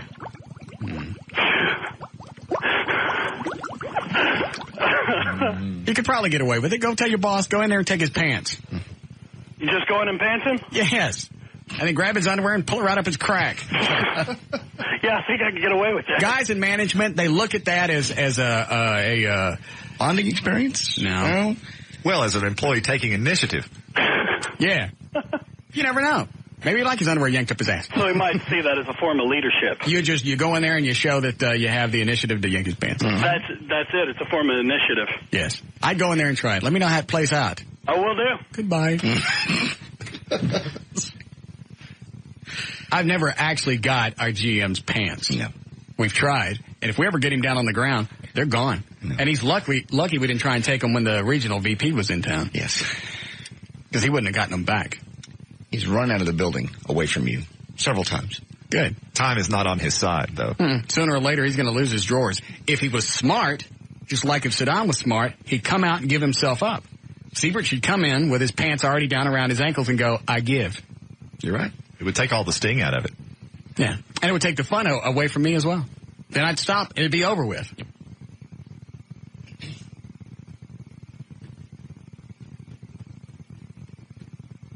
It is fun scaring management. Mm-hmm. I never really thought about that. Never been able to do it at any other job other than this one. We was always one that was scared. Yeah. No, we're the terrorists. Yes. Tom Shore never came out of his office over at the Eagle. He always stayed in there locked up with his moles. Mm-hmm. Probably singing to him. I hated that man. Came into the Eagle and absolutely just screwed everything up. And then he keeps my $20,000 bonus. I'll be damned. Let that go. I'm not going to let it go. In 3 years. I don't care how long it's been. Come in and screws around and throws Rich Bear on me and expects me to put a show together with him. We were already number one, and he brings Turd Monkey in. Mm-hmm. Little hairball, balding hairball. Combs his hair forward so nobody notices he's going bald. It don't work. You're bald. Then he's running around telling everybody, I'm going to take control of this show. This show's going to be mine. I report back to management. Well, in a way, he got his way. Yeah, he did get his own show. Lasted about 6.5 weeks. Now he's out in Phoenix blowing gophers.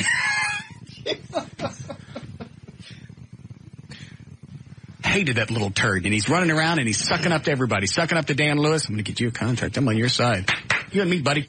Double snaps. Did the same thing to Valerie and Scott, the little stunt boy. They were ready to turn on me. Mm-hmm. You were dating Valerie Dan Everett, right? Yeah. He tried to suck up to her, didn't he? Oh, yeah. Tried to suck up to everybody. She bought it for a while. She saw through it. Yeah, she did. But everybody was buying it for a little while. Amazing. I sensed a dissension in the ranks. Then I pulled back the reins. Mm-hmm. And monitored their studio. Hey, that's what happens when you leave your mic on. Yeah. Yeah, I heard Dan mouthing about me one day. Rich goes in there and goes, sometimes he just pisses me off. This is Dan talking. Mm-hmm. He's so mercurial. Told you that. Yes.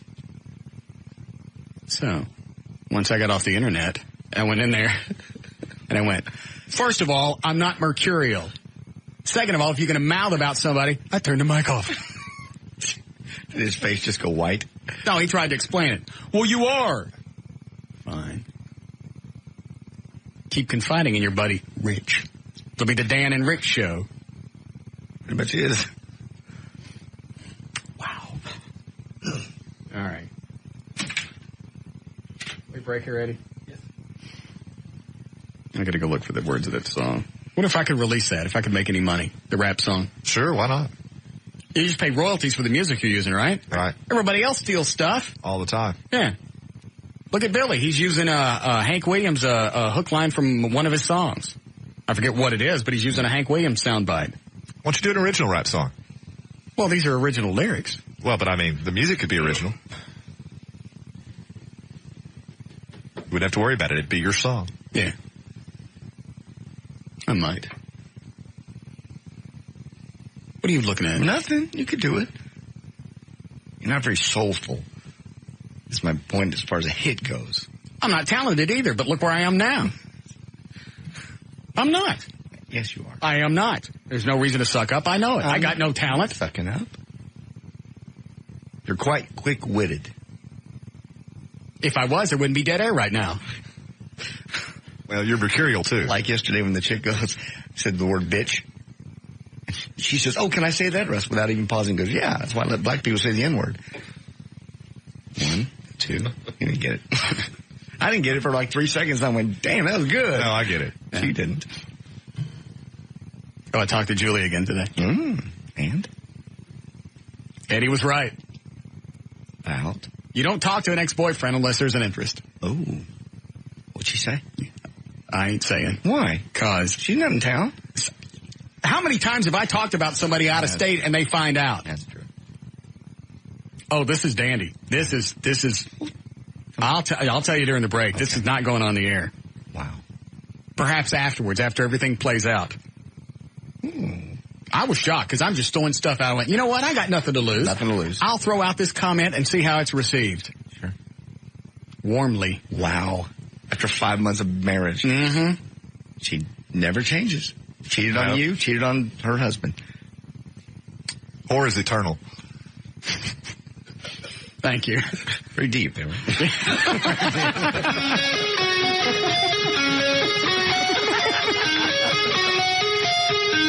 We'll be back with the Russ Martin Show.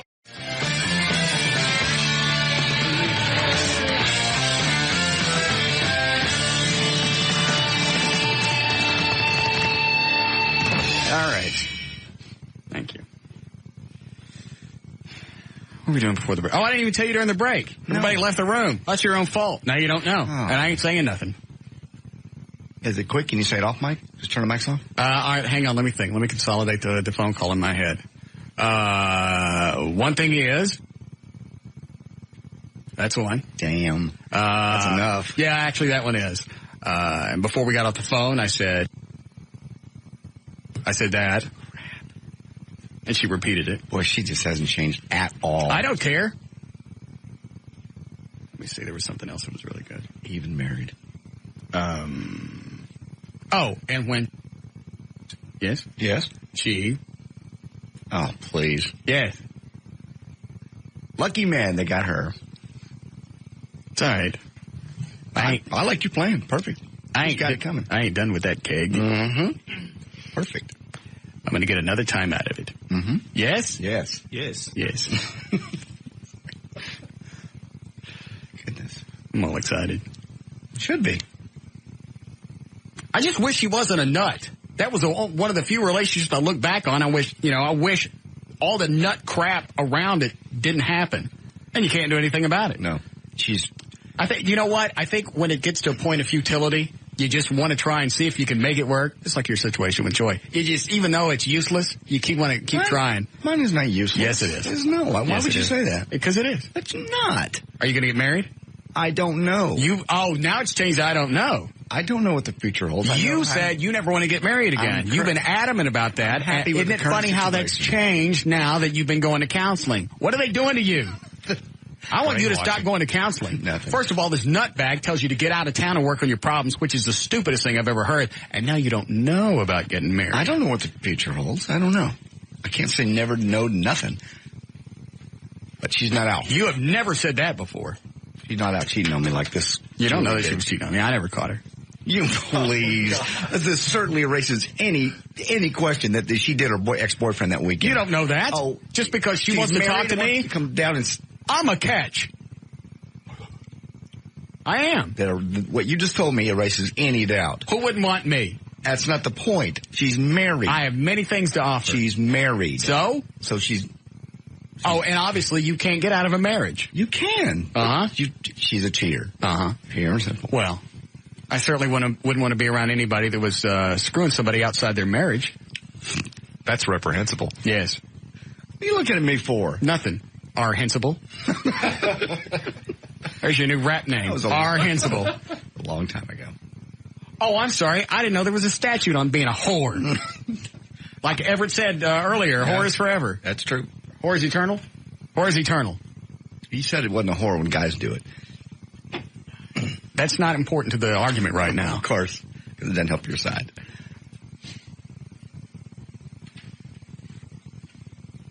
So now you're thinking about getting married. I didn't say that. I said I don't know. I have no clue. Well, isn't that funny that stance has changed since you've been going to counseling? I don't want you to go to that guy anymore. Why? Because he's screwing you up. Not.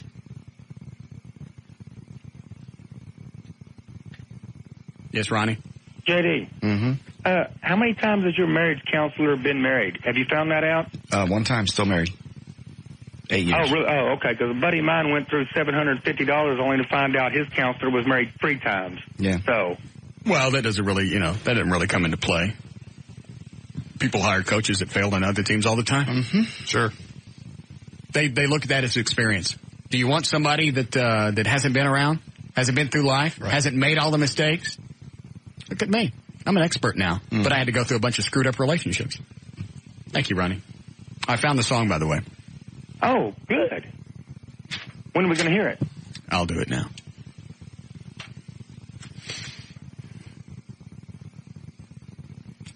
When's your next visit to La La Land? What, to the counselor? Mm-hmm. We're going Saturday. Good. Sounds more like reprogramming. That's exactly what it is. The fact that now he's open to getting married. It's just like I'm trying to learn how to when we have conflict, how to resolve it correctly. You don't need her for that. What do you mean? This is something you work on your own to deal with conflict. You don't need her there for that. I've had other people that we're trying to get over some insecurities. You've had this problem with other people? Yes? No. You've never had communication problems with anybody else? Oh, certainly. Okay. So this is a you thing, and she doesn't need to be there for that. Well, that's why I'm saying you guys need to go separately, and you need another counselor. Why? The getting away thing was just to get on neutral territory. Not that that's going to solve it. It's retarded. It's not that wasn't the. It's borderline mongoloidish. It wasn't. Yes, it is. It's just getting away and getting out of everybody's territory. Does this therapist, does he like bag on the side at Kroger? No. Or spray paint? No. Is he a huffer? No. Is your therapist a huffer? Mm-mm. When he comes in for your session, does he have silver paint on his lips? No. That means he's a huffer. He doesn't. He doesn't have it. Only somebody that's huffing spray paint would tell you to get away from your problems. It's put like on your overcoat. Away from the problems. Put on a happy face. Okay, do we deal with them in my living room, or do we do these practices at a hotel? You do it where the arguments happen. You want to recreate everything. When you recreate something, you don't go someplace else and hope it looks the same. You recreate it. You go to where it happens. And you got you a huffer. I don't have a huffer. He's a very nice gentleman. That huffs. He doesn't. Next time he comes in, check his mouth for paint. Oh, I'll look. If you smell Cryline, huffer. Huffer. I'll watch. Girlfriend strips without my permission. Oh, this looks interesting. Like it. Like all the phone lines lit up and you see all the different topics on each line. It's like going through a buffet. I'll have some of this. Give me a little scoop of Chris. What's your problem, Chris?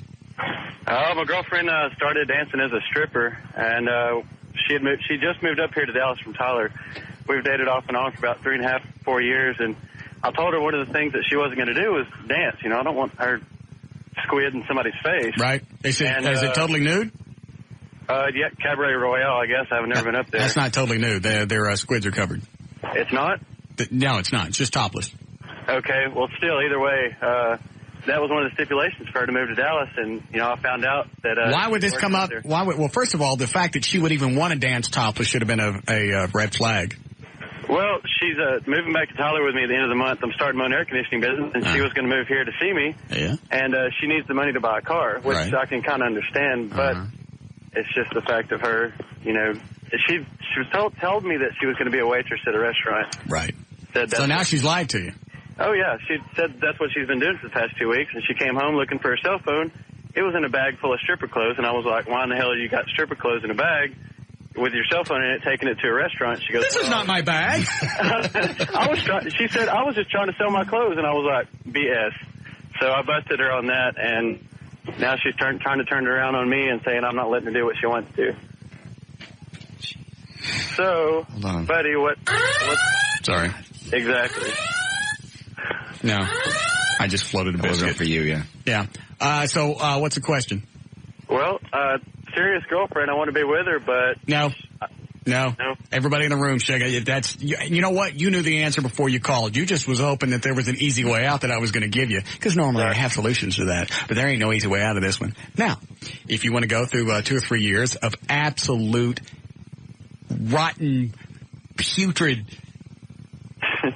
exactly stuff. Thank you. Once again, our command of the English language is showing itself. It's going to be a roller coaster ride. I said this the other day. It's going to be a roller coaster ride with no straight track. You just hang on because it's going to be a hell. It ain't no fun. There's nothing there. There ain't no pink things. Nope. Not for you. There ain't no pink things. There ain't no cotton candy. It's a roller coaster ride that never ends. Right. She started all this out in L.A. She moved out to L.A. to pursue some kind of modeling career or actress, whatever the hell she wanted to do. And started out there, then moved back here and thought it was okay. And I said, hell no. So you guys have already had this conversation. Just the fact that she wanted to was a mentality that you don't want to mess with. Dance or adventure slide. We've thrown down a couple of nights already, and I started to leave her house last night and said, screw it. And she called me back, I'm sorry. And you're going to stay with her anyway, though, aren't you? Wow. She's good. She's already got the yo-yo attached. That'll pull you back. I'm sorry. I didn't mean to lie. It was just something I really had to do, and I want us to be together, and I want to get all the money I could because this is for us in the future. Do you get something like that? Right. And I told her I wanted to move back to Tyler because I'm starting my own business, and she's like, well, I wanted to move back with you, but I'm not going to be happy because, of course, Tyler sucks. There's nothing to do there compared to Dallas. And she goes, well, I'd rather stay here and this, that, and the other. And I pretty much told her that she's not ready for the kind of relationship that I'm looking for from her. Well, she's already told you she's not ready for a relationship. She wants to stay here while you go back to Tyler. I don't know what the question is. Go back to Tyler and get you, just get away. At least you're going to have a little bit of distance. It ain't much, but was it 2 or 3 hours? Hour and a half to Tyler? 2 hours. About 2. Yeah. Yeah. This isn't going to work. Now, I know that you're going to get off the phone. You're going to suffer through it for another year and a half anyway. Go right ahead. But as you're going through it and it gets horrible and you find out she's doing other stuff, just remember. I'll just say, Russ told me so. Yep. Okay. There's no easy way out of this one. The problem is you got attached to her and then she started this crap. Right. Does she do drugs? She used to. She was on the H for quite a while. She didn't used to then. She probably still does because that's breeding ground. Check her arm for blisters. Heroin blisters. I got them. I still got them. They don't go away. You don't have yes, I do. You have no. I still don't do it right because I shoot straight through all the way through the vein. No. I injected heroin into my muscle. No, you didn't. Yes, I did. You've never done heroin. Yes, I have. Didn't happen. I've been on the horse. No. You may have ridden a horse. Thank you. You haven't. I'm all horsed up right now. No, you're not. Wow, this is a wild ride, man.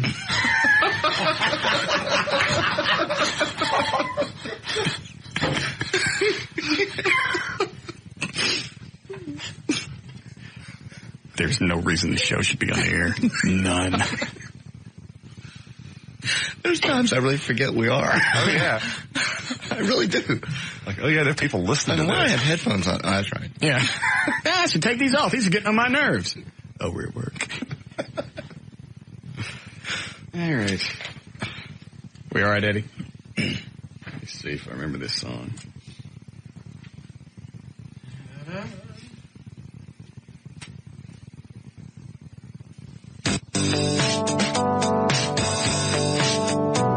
What tune is this? It's not, what'd you say this was?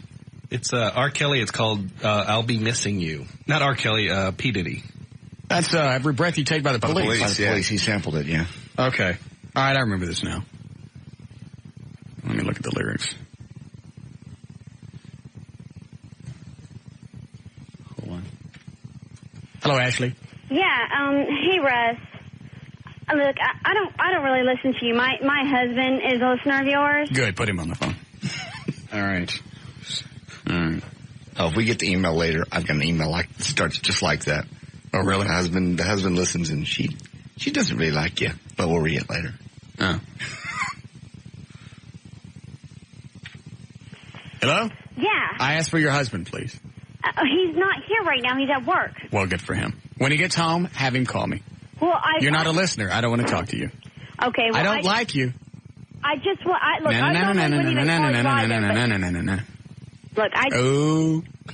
just wanted to tell you.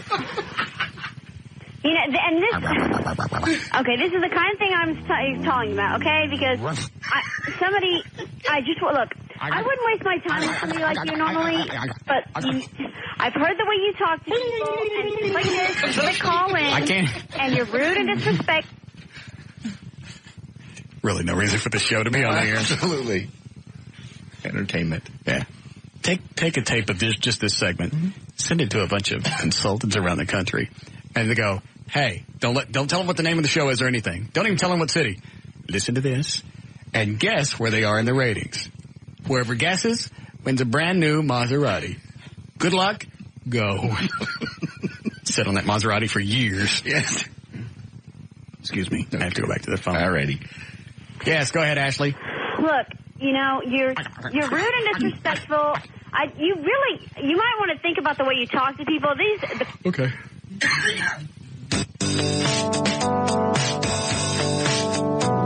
Now, this is when R. Kelly got in trouble? Yeah. All right. It's been so long since I've looked at this.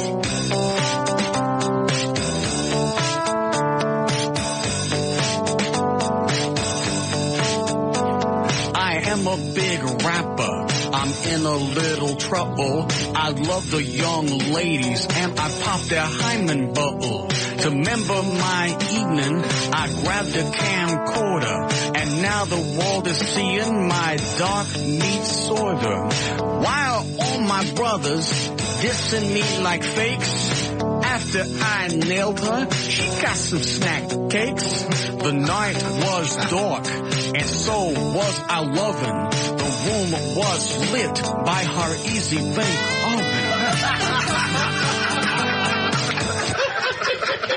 You guys have heard this before. I just forgot it. It's my favorite line. Yes. Damn, this is a long one. I normally don't write songs this long. I get bored after a couple of minutes. Yes, what is it? Look, you know, all I ever hear you do when my husband turns on the show is you bitch and moan about people, and when you're not doing that, you're putting other people down. Stick your head and do it. All right, thank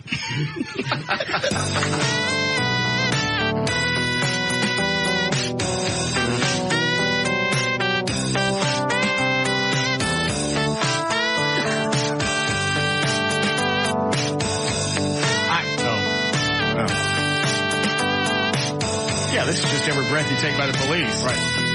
Well, if he can use it, why can't I use it? You probably could. Yeah, you have to pay the royalties. Yeah, just pay the royalties, right? All right, here it is. Our time was real special. I know how she'll feel. I got some cooch. She got a happy meal. Our love was real. Our love was magic. She made a poo-poo and it was a little tragic. I love her though, and it will always last. She's real sexy in those elastic underpants. The world will see it's a love that can groove when she controls her little Valment moves.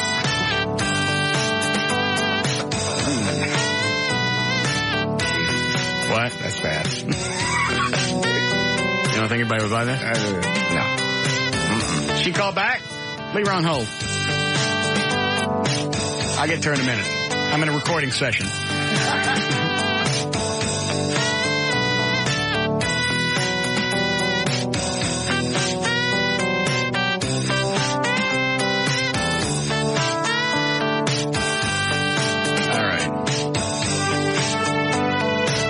An angry rap singer ain't no sour grapes.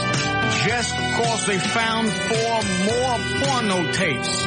You know I love the ladies. That is my mission.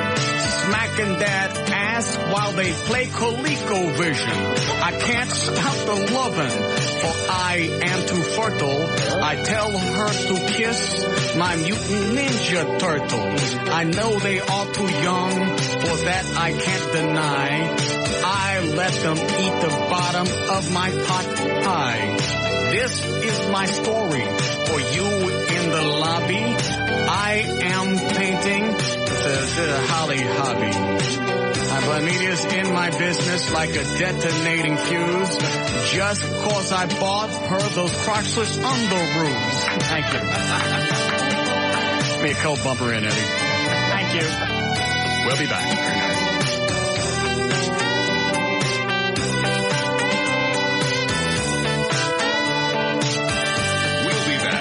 Russ Martin Show.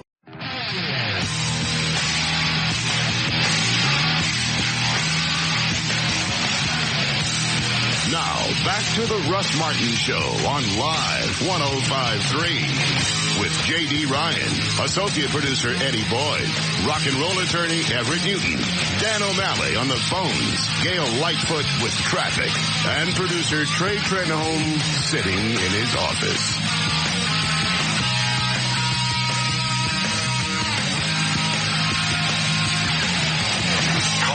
Now at 214-787-1053. All right. Wait, here comes the break.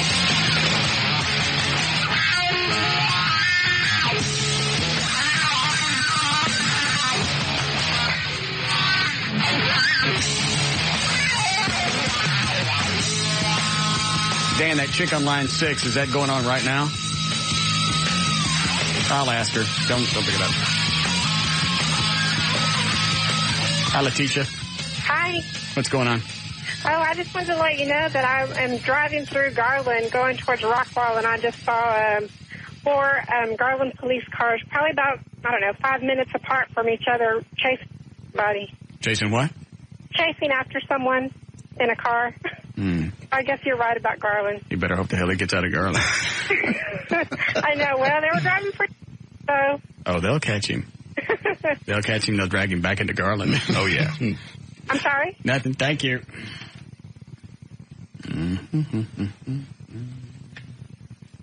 Yes, David? Hey, Russ. Yes, sir? You were talking earlier about getting all smacked up on the horse. And I was just kind of wondering if you reuse your needles. If I reuse them? Pardon? If I reuse them? You do? Yes, I do. Cool. Yes. Excellent. All right. What's Katana doing here? She's here for a special deal later on. Oh, is this a Woodrow thing? Yeah. Oh, is he coming up? Yeah. Okay. We decided yesterday, because JD said not all black guys have great big long hoses with the doorknobs on the end. Right. So we decided, as small as Woodrow is, yeah, if he comes up and he's got a big crank, all black guys do. Oh, sounds like a good test. So he's going to come up, and we're going to let Katana look at his weenie. Excellent. I know I'm looking forward to it. Look at her. God, she's a little piece. Can you hear me out there? Can you hear me? Stand up. Spin around. Damn. She's an absolute idiot for not having her website up. You're correct. How come we never take pictures of her? I never think about it. Oh, that's why we never do it. I never think about it. Yes. We should get some pictures of her on the website and then link over to hers. I'll bring a digital. Actually, I'll see if Chloe's here. Okay. He's got the camera. Thank you. Another fine job. Freak. What are you typing? Typing Trey a message. About what? I want him to bring me something off the printer. What do you want? The stuff that's on the printer. He was standing right here. Why didn't you just tell him? I didn't want to say it. You were typing while he was standing here. So you'd rather us hear the typing? I didn't want to break. Nobody heard that. Are you out of your mind? It was quite cacophonous. Yes. All of it. Wouldn't have been as loud as every bit of it. Let me go on Trey. Hey, bring me the stuff off the printer. Would we have had this conversation if you had said that? You just said, why are you doing personal business with the mics open? At least we know what you're doing. When you listen to this over here, dang it.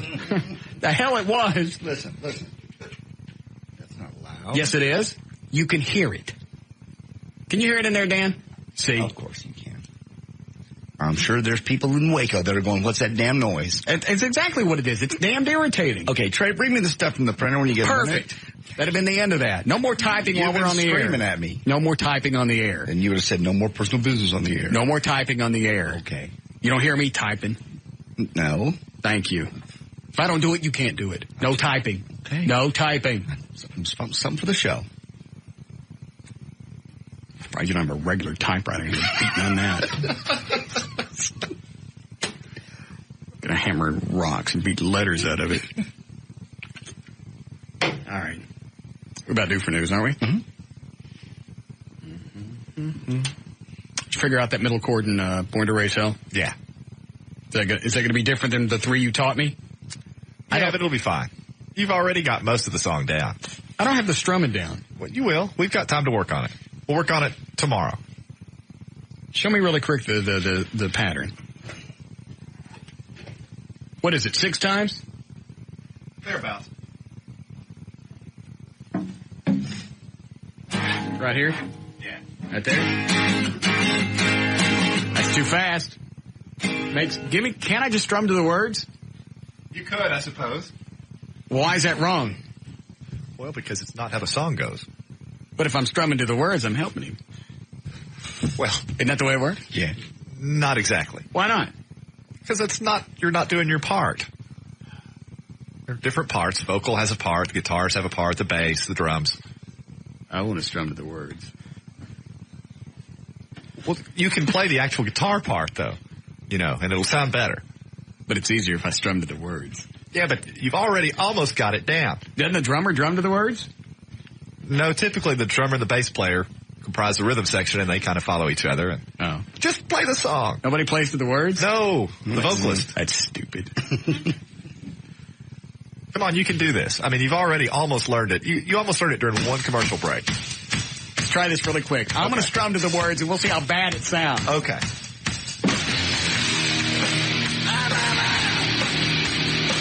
Here we go.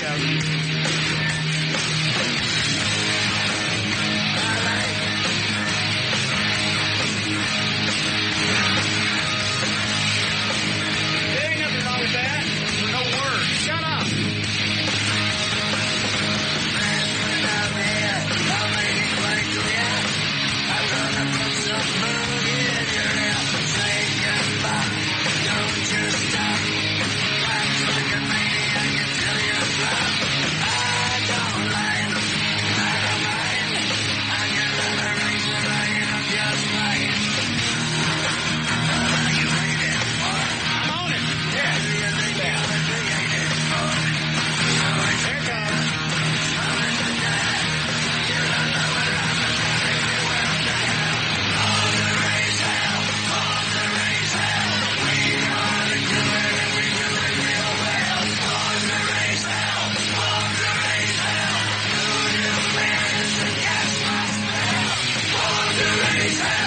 I'm strumming to the words. Screw you. You've got 90% of it down. That's because I'm strumming to the words.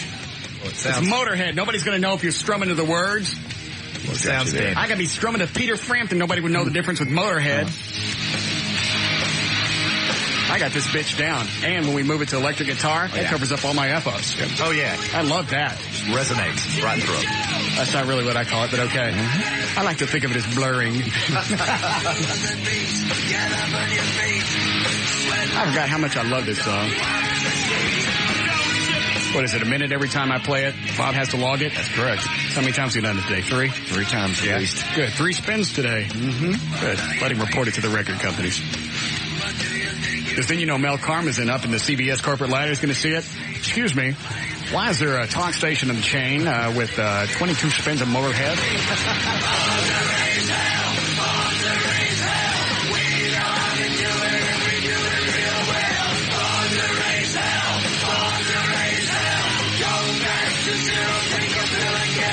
All right. You ready for news? I'd like to. Okay. Here we go.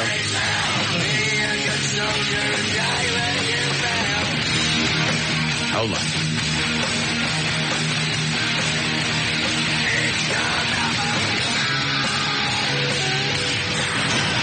All right, 5:52. J.D. Ryan's on the new 105.3 Live 105.3. Yeah, thanks, Russ. News is brought to us by World Motocross and my Blockbuster Video. A nuclear engineer who couldn't convince a jury that he was dreaming when he nearly killed his wife in a bizarre 5-hour knife attack was sentenced to 40 years in prison. Aaron Cottrell, who still insists he can't explain the early morning attack that ended seemingly blissful marriage, was sentenced after his former wife wept while recalling his devastating betrayal. The former U.S. Navy lieutenant maintained, "I still love Deborah," during his rambling remarks, but when he was led out of the courtroom in handcuffs, he trudged past his former wife without even taking a glimpse of her. Did you notice when we were playing how Katana was looking in here? Oh, yeah. Chicks go wild for that stuff. I don't get it. I mean, they even go wild for drummers. Oh, yeah. And bass players. Any musician. I've never understood that. Even a bass player has only got 4 strings. Yeah. How hard is that? Chicks like musicians. You can just be with the band and managers, roadies. It's very strange. They all get it.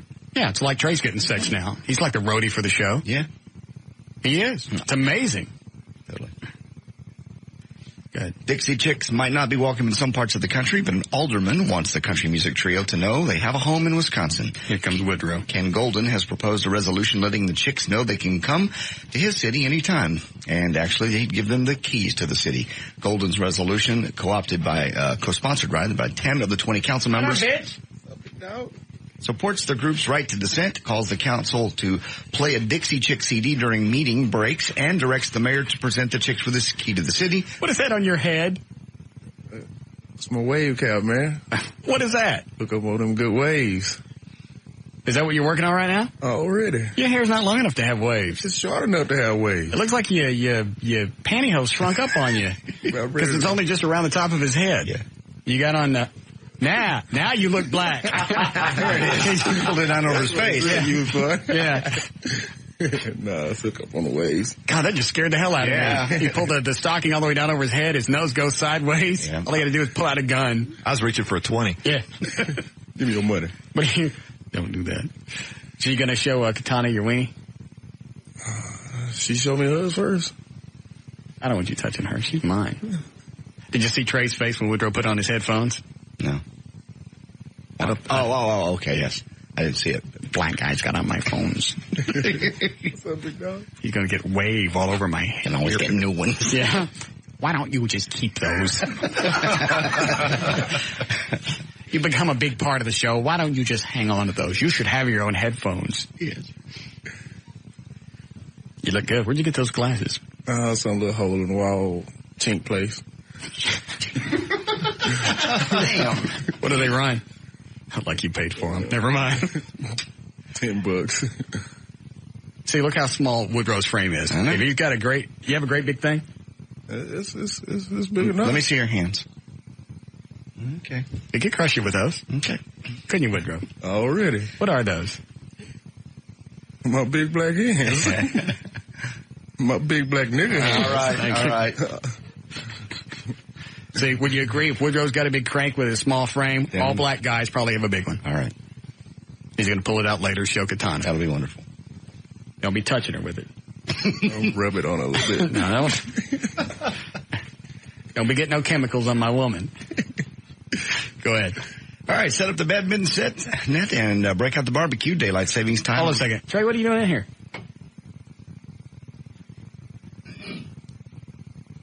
What are you doing in here? I came in to hand JD some stuff. Does he have it? Yes. Bye. What'd you say? What'd he say? You're not supposed to be in here. Go to your office. See, because Woodrow's in here, he thinks he gets to stay. Of course. Oh, we have a guest, so I get to be in here. You go back to your room. Put on your jams. Maybe you can come back later and say goodnight to Woodrow before he goes. God, you are so mean to him. I am not. You are. He needs to stay on top of what's going on. I agree. Be ahead of the show. I agree. He can't be ahead of the show if he's in here watching us. Hold on. Hi, Kent. Hey, what's up, man? Yes? Yeah. I just thought I'd tell you that I've been playing bass and guitar professionally for about 5 years, and the one that's harder to master is definitely bass. 4 strings. No, 5 strings. I play a 5 and a 6 string. Yeah, there are 5 and 6 string basses out there. The standard bass has 4. That's what I meant. So obviously it's not that important, or you'd have more strings. No. Yes? No. Yes. Definitely not. The fewer there, the least important. It's easy to play guitar and be decent and make it sound good, but it's harder to play bass to play and make 4 it strings. sound like you know what you're doing. All right, I'll give you that. Where you play bass and you got to make it sound like it's important. Yes, I'll agree to that one. Okay, but it's that's not my hard. point. It's not harder to play. That's why Everett's ex-bass player used to have to jump around and add action to the band because he's only playing bass. Mm-hmm. He was a wild man. He was spastic. Good bass player. Swallowed his tongue twice. Very entertaining, though. Yeah. All right, set up the band mid-net, break out the barbecue. Daylight savings time returns this weekend. That means pushing the clock this weekend? ahead. Yeah, we spring forward this. We lose an hour. Yes. Damn. Gain an hour of light in the evening for warm summer recreation. The official Even Woodrow's pissed off about that. Why? Because it's gain an extra hour of light. Yeah, huh? It cuts out of his bush time. Official change, of course, comes at 2 a.m. Sunday morning. Daylight savings time lasts until October 26th. That's this weekend, spring forward Saturday night. Madonna, whom the New York Times tried to kill off a couple of days ago, is about to be bigger than ever. Everyone who needs to know now knows that Madonna has a new album and a single coming out shortly called American Life. They know that the song ironically questions middle-class values. What happened? Madonna, who didn't come to be worth $100 million by accident, made a totally offensive video which no one will ever see. She then managed to get it criticized and banned by all regular outlets, then voluntarily withdrew it from circulation. But you know, American Life is now insured at least a couple of very good weeks at the record stores because everybody knows about it. They think it was just a publicity stunt. Before Katana looks at your thing, did you want to rub on Joanne? No. You going to let her see it natural? Well, I'll see if she can... Now, if she ain't helping you, this is you're just showing her. Well, if we can, I'll get Trey in here to fluff you. Oh, no. That'll be all right. I don't lay that away. I don't lay that away. Yes, Matthew? Hey, Russ, okay, you said that the guitar was more important than the bass because it had more strings, right? Yes. Okay, so therefore, by your logic, the harp is the most important instrument in the world? It's very difficult to play. It's a piano without keys. I agree, but you didn't say difficult. You said most important. Yes. Oh, because that's and it's obviously more difficult to play because it has more strings, right, which means it's more important. And that's why there's so many harp-led bands around the world. You check all your major orchestras, and they all have harps. Mm-hmm. They don't have any electric guitars, though. They don't need them. Because they only have 6 strings. Damn. That was easy. What do these people not get? I don't know. All right, I'm missing something. That was too easy to whack him. Guitar, they don't have electric guitars, only 6 strings. Harp's got all the strings. Hard to play, that's why everybody go. No, that's right, go ahead. All right. We haven't heard of Julia Roberts' Danny Motor, whatever, breakup story in a couple of weeks, so the National Enquirer claims Julia and Danny have already consulted attorneys for some advice on ending their 9-month marriage. Supposedly, Danny's fed up because they can't create a child together. A so-called source close to the couple says, quote, Danny says they are through. He attributes much of their troubles to the stress of trying for a baby. He wants out. He just wishes the marriage had never happened, and Julia is embarrassed that she's failed at love again. I don't know why anybody would be stupid enough to get in a relationship with her. It's odd, but they continue to. Oh, she's amazing. Powerful, very rich, and she's cute. Very hot. Yeah. She's a hot chick. But you know that the relationship's going to be bad when you get into it. You think you're different. I'm the one. I'm the one that can straighten her out. I can fix It's totally different this time. It wasn't like the other ones. I'm certainly glad that none of us have fallen prey to anything like that. I was waiting to see how long it's going to take before somebody brought that up. I'm just talking to her. I'm not getting back in a relationship. I'm just throwing things out to see how far I can get. It's nothing more than a science experiment. It is. It is. It is, except you still have feelings for her. She was in my past, and I cared about her. I never said I was talking about you. I know exactly what you're talking about. I'm waiting for, if nobody else was going to say it, I was going to bring it up. The guilty flee where none pursue.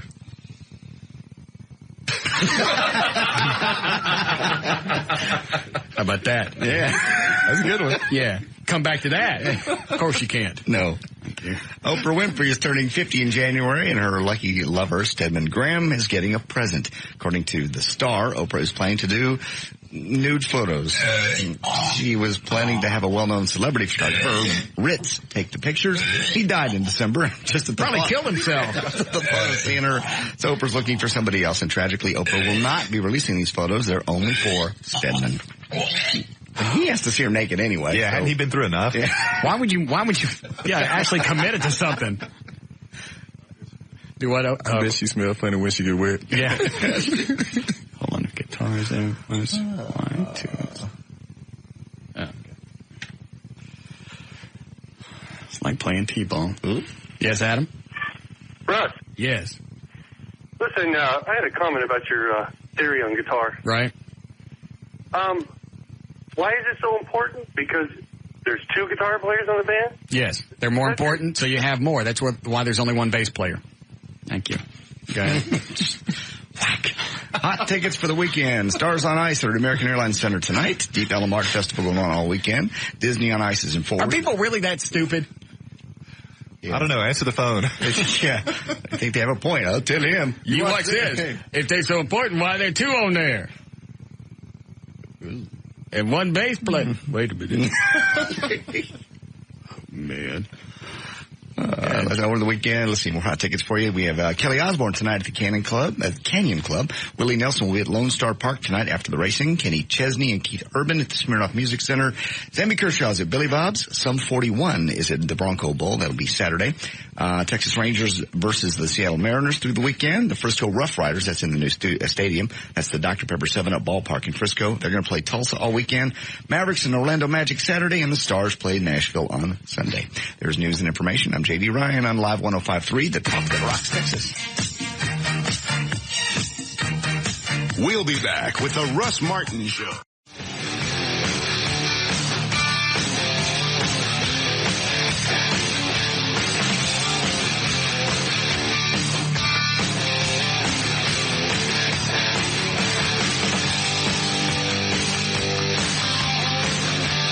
I know we're back, bitch. I got Urus. I wasn't saying that for you. I was just saying it to myself.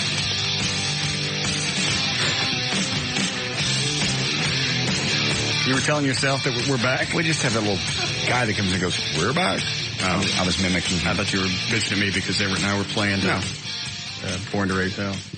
Okay, let's do traffic here. What are we doing, Eddie? Rock and roll? Yes, sir.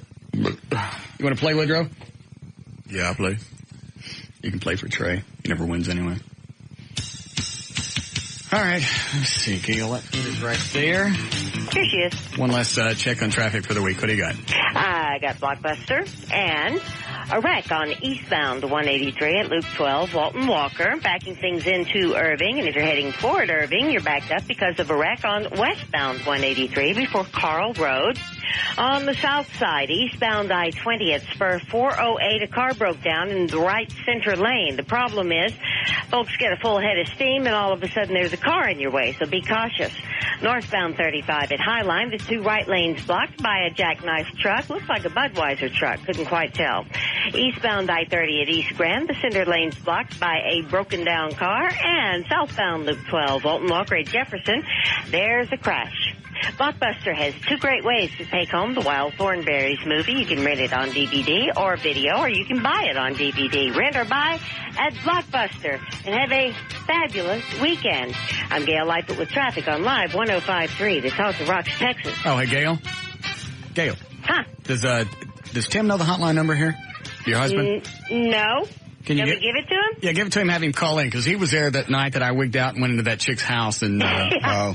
Did he ever tell you that story? Oh, yeah. Yeah. Have him, give him the hotline and tell him to call in. Okay, he might be in the car on the way home. I'll see if he's there. Okay. Okay. All right, bye. He was the one that kept telling me, you're looking in the window, you see your girlfriend with this other guy. Don't go in the house. Don't go in the house. If you go in the house, I can't help you. If he starts kicking your ass, don't go in the house. Go in the house. Yeah, you did. You have to. I lost it. I know. I would have too. Stroking her face. And after we'd been driving around all night, just driving by our house. All right, it's supposed to be her and this guy and her friend, and they're all supposed to go have dinner because it's a guy they met on a ski trip. That was just another one of those things you let happen. And when you let it happen, then they do something else. Way too intimate with somebody. You just get to the point where you'd rather date Dookie. Yes. Yes. Anytime. 52 for the low tonight. Isolated storms by tomorrow, late tomorrow. And then partly cloudy and 82 on Sunday. So nice weekend in store. 82 now at Live 105.3, the talk that rocks Texas. Dookie, don't tell you you're eating it wrong. What are you eating it for? You know what I'm talking about. Oh. Yes, Ashley? Yes, Russ, I'm still here. From what?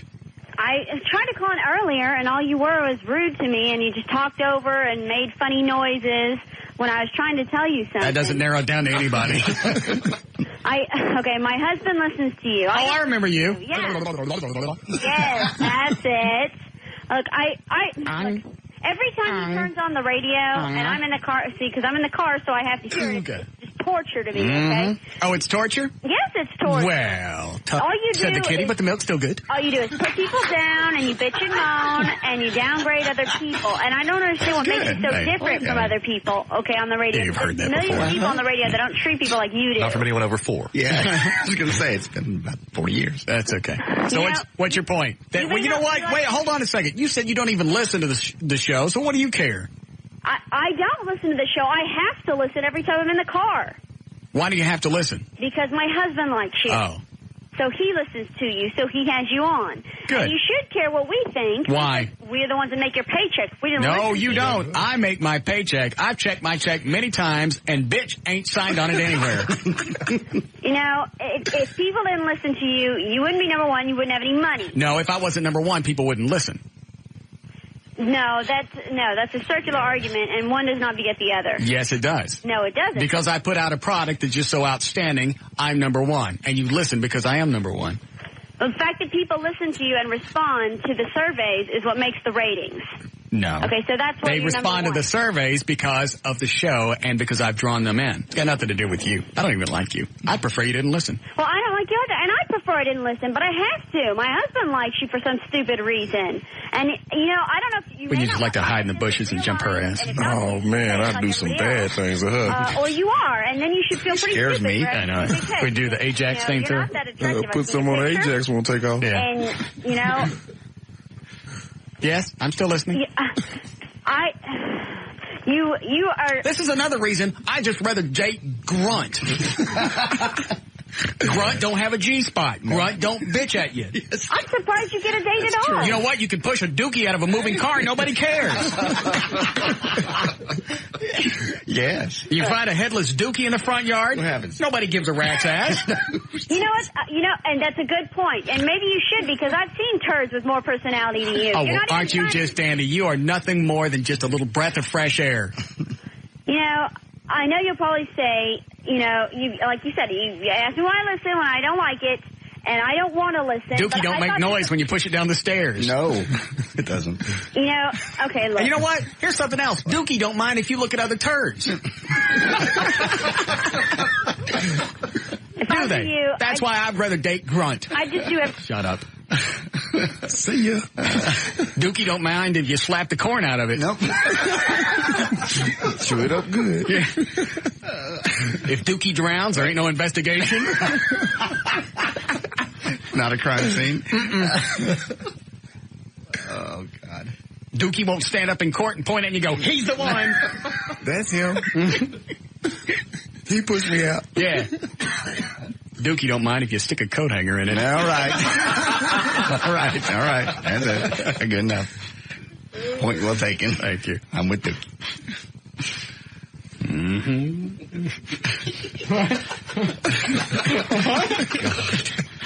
Uh-oh, Eddie just kicked in. I don't know which one he lost it on. Because, you know, Eddie's always a little behind the curve. I think it was one Dookie too many.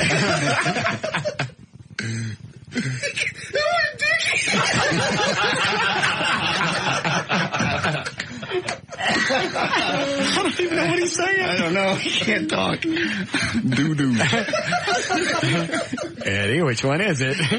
Was it just in general? Dating Dookie, was that it? Yes? No? Was it the coat hanger stuck in the Dookie? No. That's a good one.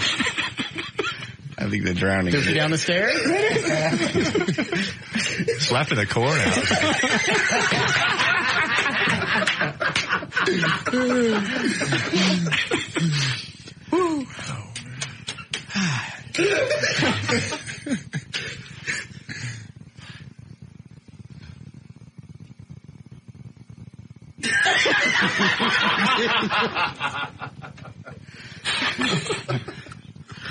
Oh, God. All right. Well, I would. I know. I'm with you. Hello? Yes? Oh, it's Tim. Hi, Tim. Hey, Russ. How's it going? It's Gail Lightfoot's husband. We'll just call him Tim Lightfoot. Okay. That'll work. Do you remember the night where we were trolling in front of my girlfriend's house? Oh, yeah. Vivid memory. You tell the story and see if it syncs up with the way that I told it. Well, the way I remember it, we drove by our house probably 4 or 5 times. I remember sitting down the street with the lights off, just watching. Yeah. I think the thing that scared the crap out of me the most was when you decided you were going to go in after you'd already seen the guy in there. And of course, Tim's the one telling me, don't go in. If you go in, that's bad, and I don't know what's going on inside the house.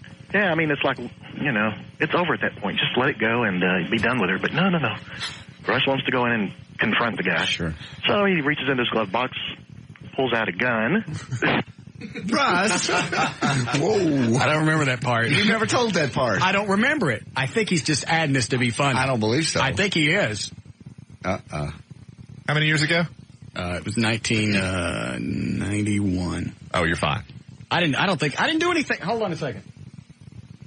We need a break, Eddie? No, put him back on. Do we? We just came out of one. I don't care. It's called a tease. We may tease this for about 18 months. That's what we do. Do we? No. Tim, can you hold on? Sure. All right. Really, can you think of a better time to go into a break? No. So he reaches in and gets his gun. We'll be back. All right. We will be back.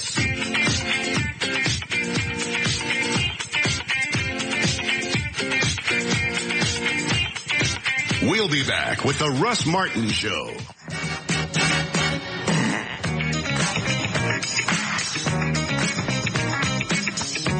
All right. 6:23. Time for Rock and Roll Jeopardy. Nope. Certainly not time for anything else. We have plenty of time. You were just reaching into the glove box to get a gun. Yes, well, that's certainly the end of the story. No. Yes, it is. Nothing else happened. I don't think so. Well, look. Mm-hmm. Here's our turd in the punch bowl as far as the show goes. Hi, Johnny. Oh, no. Hey, Russ. Hi, things at Operation Kindness. Well, doing pretty good. Talk as long as you wish. No. Killing time, huh? Yes. That's why you got me on Fridays. I'm just... No, we have a very important story developing. There's nothing going on. And we need to get to it. Nothing to get to. Just, what do you got? I'd like to know the name of every dog in the shelter. That'll kill some time. Yes. What do you got? Well, a couple we have are Will and Grace. They are brother and sister, 5-month-old spaniel mixes. And Will looks a whole lot like a Cavalier King Charles Spaniel. He has the coloring of one of those dogs. And Grace looks more like a Cocker Spaniel. She's black and white. Mm-hmm. And Will has the tricolors, white with black and brown markings. And they're sweet, sweet dogs. Love it. Anything else you have at the shelter? Anything else you need? Well, I wanted to mention just one last time, the Bowl-a-thon this Sunday, Pins for Pets Bowl-a-thon, Plano Super Bowl. Mm-hmm. Still time to register. Mm-hmm. Come on out and have some fun. We've got about... I think about 120 people. Dan Lewis always comes and plays. Is he going to be there Sunday? Huh? Dan Lewis, is he coming? I don't know. I haven't heard from Dan. I hope so. He's a great bowler. Is he? He won one year, won the most points or whatever. What was his average? Oh, 2-something, way up there. Was it really? Yeah. Yeah. He's good. He's got like several bowling balls of his own. I never knew that. Bowlers wear. And 20 years I've been around Dan. I never knew he could bowl. Yeah. I know he couldn't produce. Oh. Sorry. All right, the website is operationkindness.org. The phone number is 972-418-PAWS, P-A-W-S. Right, and we do have quite a few small dogs last weekend. We had a lot of empty cages. We got quite a few small dogs in, cute small dogs, for those who are looking for small dogs. And as always, we have lots of big dogs and great dogs, and then some cats, very few kittens. But. Okay. Lovely talking to you. You too, Russ. I've got the check from the DVD player that Phillips donated to us. That's great. Okay. That's wonderful. I'll mail that to you. Super. All right. Okay. Thanks a lot. Mm-hmm. You know, we've never had dead air for half an hour. And we won't tonight. We might. Put Tim on. I don't remember which line he's on. It's the blinking one. They're all blinking. No, they don't. Yes, they are. Here it is. No, that's not it. No, Tim. Yes? Of course. Yes. I threw the gun away. No. I don't remember the gun part. Oh, well, he does. Are you making up the gun thing? I'm not making up the gun thing. If you like, we could change it to something else. No, just because I have no recollection of this. Go ahead. Okay. All right, so we're cruising the neighborhood. She's supposed to be going out with her a friend of hers and this guy they met on a ski trip. I forget. Did I ever tell you why I wasn't invited? No, I don't think so. There was never really a valid reason, right? No, there was. Shut up. I mean, that she told me. No. All right, so we cruised and we'd drive by our house and kill the engine, right? Oh, yeah, you'd park like about half a block away. I think even back then you were saying, we're like Batman. Tim. And we just... Tim, yeah. There's no reason for that. Okay. Of course, I was sitting here on hold just thinking, what's worse, stalking your girlfriend or I'm not even involved and I'm helping you stalk her? I mean... Yeah. But... that's very dysfunctional of you. How dare you? I guess I had nothing better to do back then. All right, where does the gun thing come from? Well, this was after you'd already peered through the window. Yes. And saw her laying down in his lap, asleep. Yes. See, I told you she's asleep. She didn't know what was going on. I believe you. Okay. She laid down when she was awake in his lap. She was sleepy. In his lap. She fell down. Sometimes you slump over when you fall down. It was an accident. No. Yeah. Go ahead. All right, so I go peer in the window and I see this. What did I say when I came back to the car? I don't remember. I just remember you were kind of spinning around. Your hands were moving all over the place. You weren't very happy about it. Okay. But you actually pulled up in the driveway. That's when you reached in the glove box and pulled out something that looked like a gun to me. Yes. Had a pearl handle. Remember that one? Yes. And you cocked it, handed it to me. But you... Wait a minute. He's just getting to the good part. I didn't... It's phone drop. No, it didn't. You hit the button over it's there. on hold, look. Oh. Huh. How weird. I should get the engineers to look at that. I didn't pull a hammer back, did I? It wasn't the hammer. It was just, the automatic kind that you chamber it. Right. So you put one in the chamber, handed it to me. There's really nothing else. But you put him back. It scares me to hear it. You did it. I don't remember any of this. I blacked out that early. I wasn't drinking then. Okay. Had I been drinking, this would have been a lot worse. Yes, it would have. This was 91. I didn't start drinking really good until 93. All right, go ahead. So I hand the gun to you? You hand it to me. See, I'm out. And inform me that if something bad starts to happen, I got to come back you up, which I wasn't thrilled about that at all. Okay. You went in the house. See? Just stormed in. It seemed like you were in there forever. I wasn't feeling too good out in the car, but... and then the guy comes out to get in his car and leave. Yeah, he left, and then... Now, do you remember what the guy looked like? Because it was a blur for me. Oh, I have no idea what he looked like. All I remember was screaming at him once when I went in. I went, get your ass out of here. Luckily, he did. Yeah. And then I remember opening up the door, and he's still out there, and I'm screaming at him, what the hell are you still doing here? And he's screaming, I can't find my keys. Yeah, I forgot about that. That's right. See? But then he actually, after he got his keys and left, he drove back by the house a couple of times. Oh, he did? Yeah. You don't remember that? No, I was inside getting D-cells thrown at me. Oh. Well, yeah, he came back by the house a couple of times. But I think we sat out in front for a while, too, to make sure he didn't come back afterwards. Did she ever explain why he was there and why she of course. I'm sure whatever it was a very valid reason, and I bought it because she still stayed around for another year. Yeah. Well, I know it wasn't that long, but it was still too long. I remember that was the day before Thanksgiving in 91. Wow.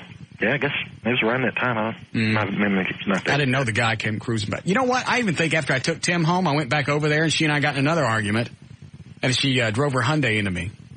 Into you? Mm-hmm. Physically or your car? Me.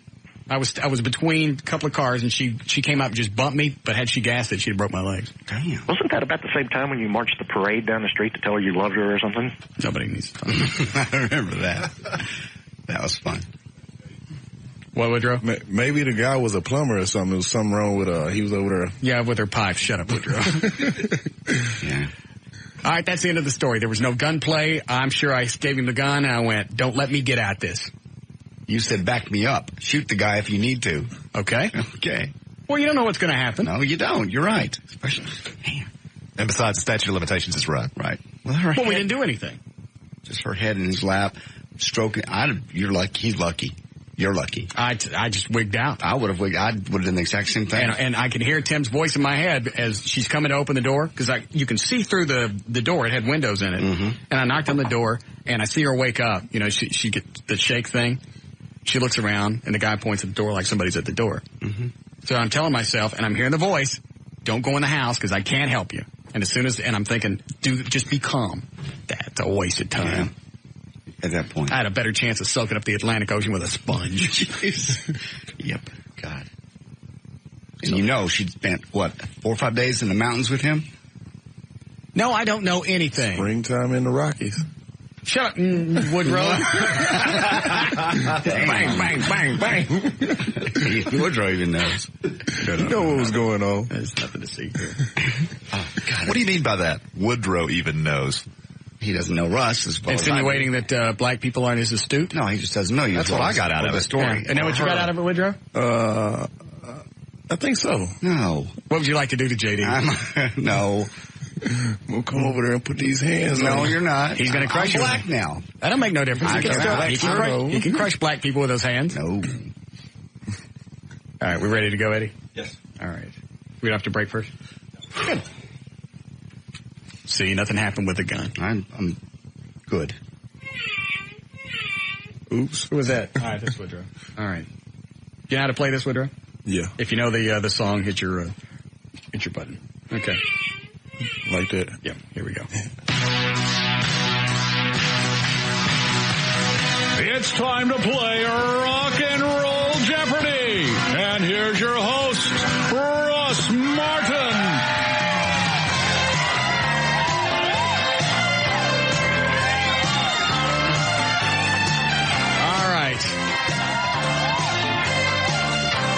Dan O'Malley has 4 people lined up on the phone that we're all playing for. JD, what are they playing for? They're playing for Russ Martin Show prize pack, including 12 months bronze level web hosting service from VertBiz.com, the official web host of Live 105.3 and the Russ Martin Show.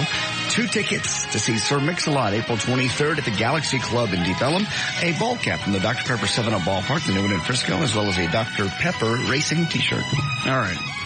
What's the category, Eddie? Actually, it's just rock. From 3 different eras. 70s, Okay. 80s, and 90s. All right. And the right one? Anytime you're ready.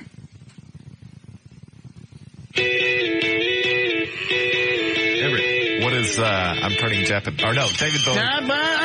What, I'm just getting warmed up. Right. What is China Girl by David Bowie? Correct.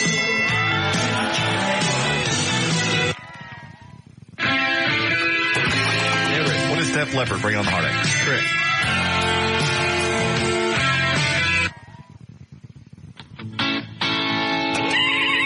Russ. What are the Doobie Brothers rocking down the highway? Correct. What are the Eagles, Life in the Fast Lane? Correct.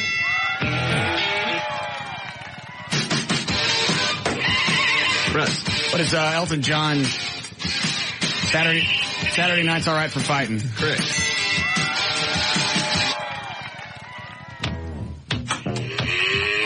Everett. What is Foreigner, Jukebox Hero? Correct.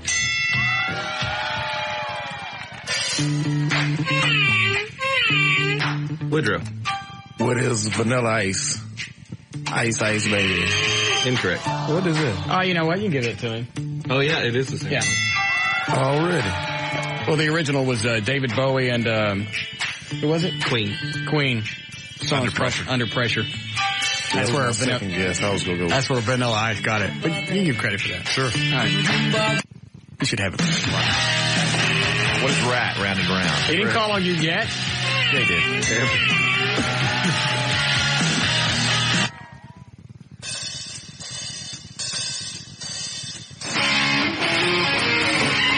Russ.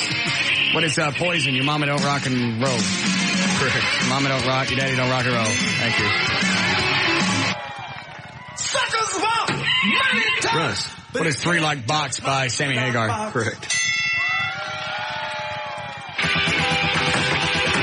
Everett. What is ZZ Top Legs? Correct. What is Everett? What is Rush Tom Sawyer? Correct. Oh, my My bad. Everett. What is Pinball Wizard by the Heat? Correct.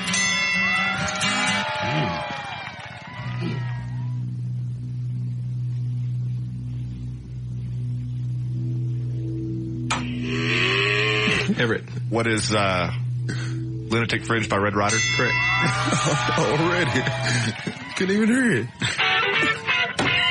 Russ. What is Meatloaf? Paradise by the Dashboard Lights. Correct. I like that one. Russ. What is, excuse me, Swallowing Snot. Hold on a second. What is, No. Shut up! At least let me swallow the snot. That's the point. What is, No. Everett. What is Love Sticks by the J. Gals Band? Correct. well, fine. Everett. What is the chorus of My Best Friend's Girl? Correct. It's a score. Right now, Woodrow has 1. I have none. Russ has 4. Everett has 9. Man. Mm-hmm. Sorry, we'll get him later after the show. This great big pair of bushes out front. Or JD, I'm sorry. But it's Bob Seger, Old Time Rock and Roll. Correct. Just take those old. Russ. What is Jamie's got a gun by Aerosmith. All right.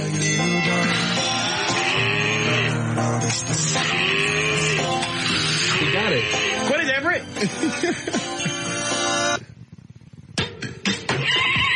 Russ. What is Quit listening. You got to guess. You can't just hit the buzzer. Excuse me. Out. What is that? No, it's Grand Funk American Band. Correct. Oh, please. You just hit the buzzer and wait till you figure out the song. No, I don't.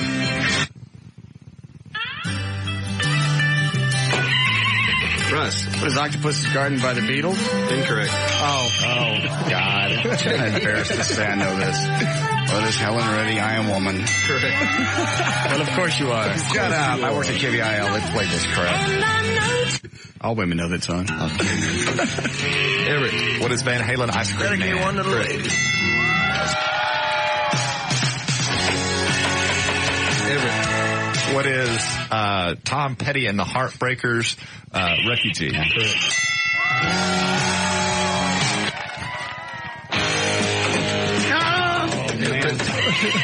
What is Thin Lizzy? The Boys Are Back. In town.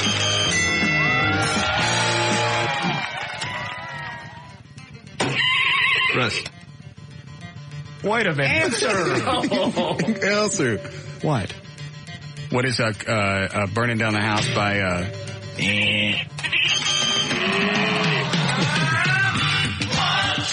Talking Heads? You don't get to wait that long. Yes, I do. I'm not giving you that point. Subtract a point. I don't nothing. You don't get that point. Yes, I do. How long do you get to decide? Well, after you hit. You hit the buzzer before you even heard any of the song. You know what? Let me point something out. All right. How many buttons do you see lit on the console? How many? Too many to enumerate. I have to punch these. I have 50 buttons over here to my left that I have to keep track of. I have my buzzer also have to hit. I have to watch the phones. I have to watch Woodrow so he doesn't steal anything. I see O'Malley in the other room. Yes. I have 100 different things going on at once. I think that allows me a few extra seconds to think. All right, I'll give you the point.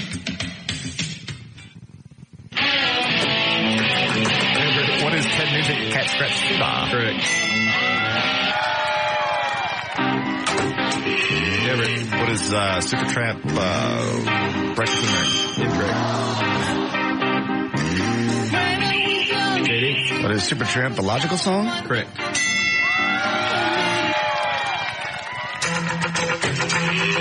Everett.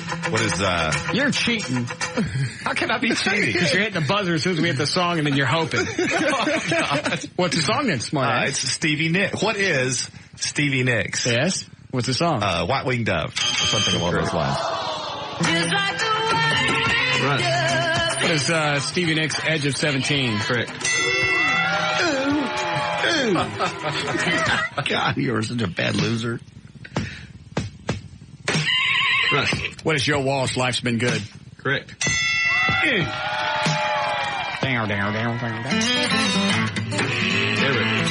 What is heart crazy on you? Correct. The last one.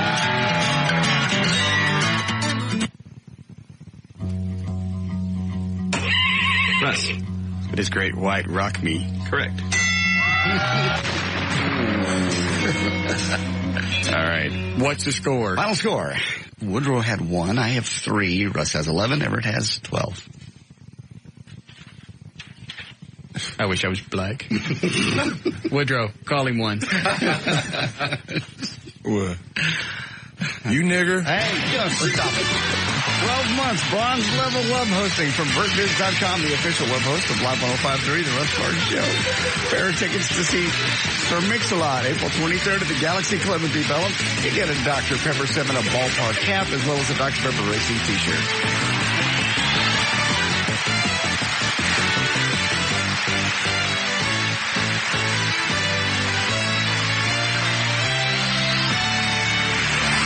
We'll be back with the Russ Martin Show.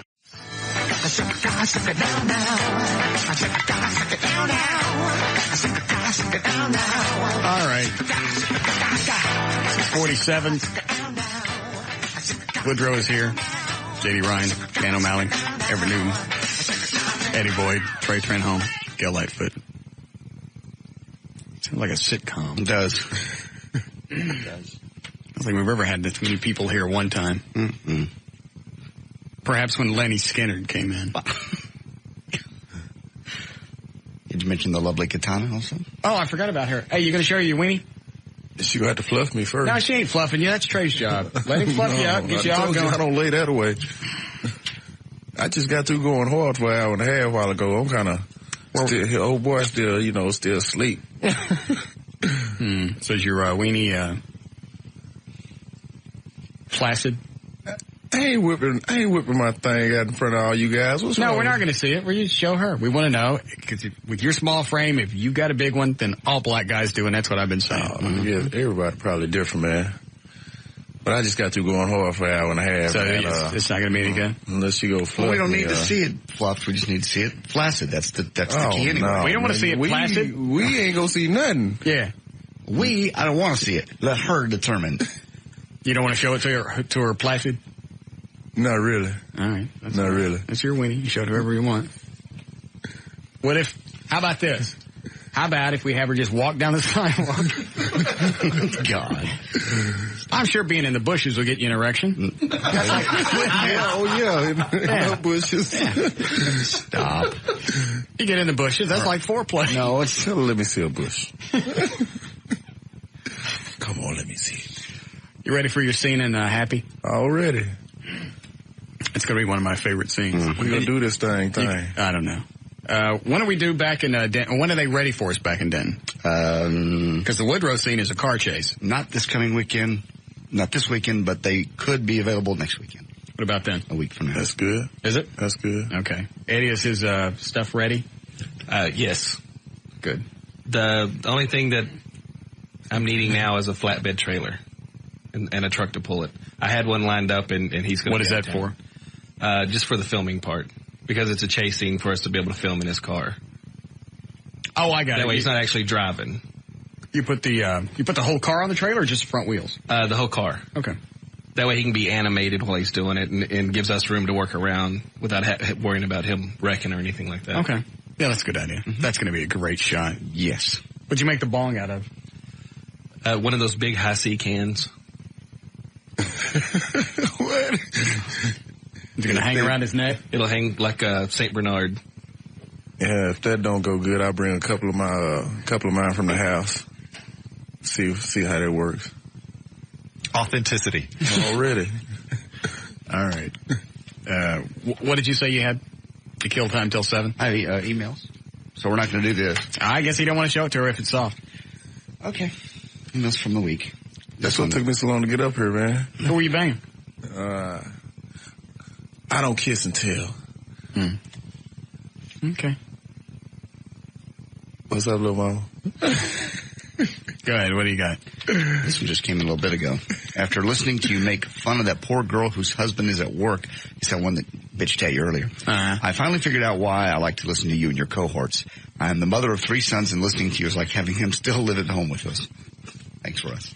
I didn't know that. This one's not nice. What is this one? Dear Russ, I won't use the bleep. I'll just give you the hints. Yeah. Dear Russ, potty mouth lady here. You probably don't have the balls to even read this, but here it goes anyway. My boyfriend and his friends get together every weekend and talk about your show and all the immature, stupid things you do. It makes me sick, and you make me sick. There's no way you are number one like they say. I love my boyfriend, but seriously hate him when they get to laughing and imitating the S you say.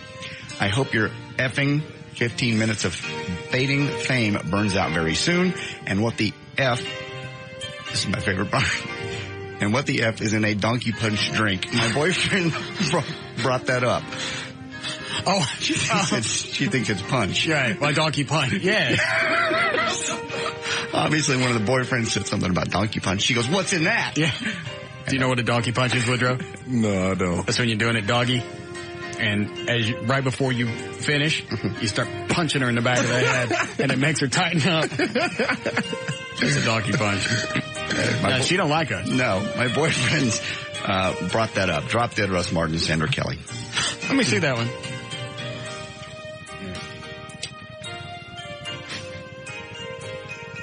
I'll just save this one for later. All right, go ahead. This is a short one. Russ, you said Friday you never followed history or current events. I would suggest you start following the status of our world, buddy. The end may be closer than you think unless we all do something. You're a very powerful person. Use that power. The end is near? Teresa. Is that sign my dad? Nope. It's Teresa somebody. You know, I never heard from him from last Friday. I called to say happy birthday to him. Never heard back. Does he normally call you right back? Sometimes. Especially probably busy. Wishing him a happy birthday, though. Yeah. Most, let's see, I'm 42, 27, yeah. Most 69-year-old men are busy. And finally, my name is Jeffrey Horner, and I serve in the United States Marine Corps for 6 years. I've listened to your show for a few years now and thoroughly enjoyed it. Your support of the troops goes above and beyond all the call of duty. You have never wavered in your support and have shown great compassion for those who serve and those who are still serving today. When you played the bagpipe version of Amazing Grace, my eyes welled up with tears. I wish every day that I was physically able to join my fellow Marines in the battle, but my knees are shot and I'm on disability. All of those people who badmouth the government should be aware of the fact that they, the government, take care of the men and women who serve their country and still carry the physical scars. Even though I'm no longer on active duty, I still feel a strong bond with my fellow Marines. You probably receive hundreds of emails every day, so I understand if you do not write back. I will continue to listen to your show. It's the best I've ever heard, and I've heard a lot of talk radio around the country. Anyway, you are a good American and a patriot. Semper Fi, Jeff. Very nice. It made me tear up. Yeah. I don't like those. Why? I'll read crap like that. I like the one where the bitch is pissed at me. I was shocked to hell when I got those pictures from, hang on, let me pull up my website and I'll tell you his name. Have you seen these yet, Woodrow? Come over here around the... I passed a VFW, is it? Hall the other day, and there's yellow ribbons just coating the place. Really? It was very moving. I thought, why don't we put a big yellow ribbon up on our transmission tower back here where everybody could see it from the highway? You see this here, Woodrow? It's from, I don't know what AT2 is. I'm guessing that's some kind of tech. Donald Craig, United States Navy, sent pictures. They're, I don't know what ship they're on. He just said they're somewhere out in the Persian Gulf. They can't say anything. He sent pictures of a naval aircraft carrier, and on the missiles, the bombs on the side of the planes, it says, love Iraq, courtesy of the Russ Martin Show. It's written all over these bombs. To Iraq with love from the Russ Martin Show is what it says. That was very inspiring. Very nice. I told him, I went, you know what, write it on more stuff, I don't care. Send us the pictures and we'll post it. Also his email address is on there if you want to email him. I just looked at those over and over today, which is kind of one of those things. Almost surrealistic, yeah. Yeah. Well, it really is. I mean, the reach of the show going all the way to the war-torn Iraq. Yeah. It's pretty amazing. And I think the only rule is with the stuff is they can write anything they want on there as long as it washes off. Sounds reasonable. Yeah. I don't know why that. Yeah, if they're going to blow it up anyway, who cares? Yeah. All right. So anyway, that's on russmartin.com if you want to see that. All right, I'm out of stuff. You just want to do the plugs and we'll go? Because George is coming to... Woodrow, you going with us to the horse races? Yeah, I think I will. We can stay after what, hour? Yeah, we ain't going to stay too long. Long enough just to hang out for a little bit. Willie Nelson is playing? Mm-hmm. What's the girl name out there? Katana? Yeah.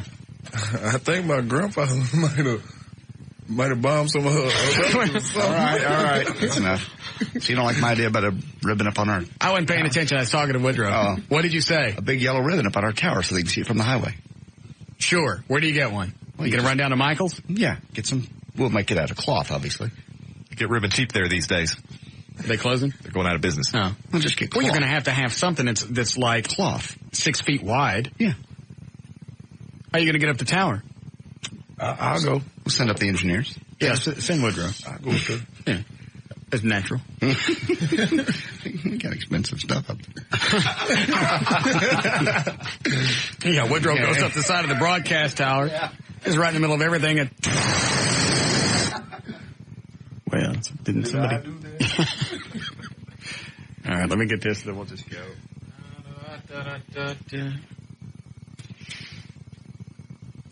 All right, just stretch a little bit. Is there anything that we didn't get to today? Today just kind of flashed. Very fast. As are all days equally on this show. Nice cover. Wherever you and I are going to go in the middle of the day, look at the potential bar location. Yeah, right. Absolutely. What did we say, 11? Let's go later in the afternoon if that's all right with you. Like when? 3 o'clock? That's fine. Yeah, that gives me time to take the Batmobile out in the morning. Perfect. Go cruise. Mm-hmm. 3 o'clock it is. I'll give you a reminder call tomorrow. Please. Because normally I get busy and I forget. I understand. All right. Plus I have to go home later and call Julie. Yes. I'm supposed to call her tomorrow. I say go for that. Just don't, I know you won't fall back in love with her, but just use it and let it go. I've matured in the past 6 years. Oh, Jesus. I have. You're going to fall in love with her. No, I'm not. She's married and she lives in another state. That's the good news. Yeah. She's a cheating little whore. Hey. I'm sorry. What? What are you getting defensive for? Oh, no. What are you getting defensive for? Banged her in a decade. Cheated on you. Is cheating on her husband with you, or well, maybe. Have I ever called Joy any bad names? She's not. She's not your girlfriend. Have I? Joy's my girlfriend. Have I? This is not your girlfriend. Have I? No. Okay. This is not your girlfriend. Have I? What's the combination? What's the correlation? I've dated her. I have feelings for her. Then you're asking for trouble to bring her back. You don't need to be banging her if you're getting defensive. That doesn't mean he gets a call. I doesn't mean you can call any of my exes anything you want. Well, I haven't given you that special dispensation. Because you still have feelings for her. You're gonna. I don't have any feelings for her. Oh, you.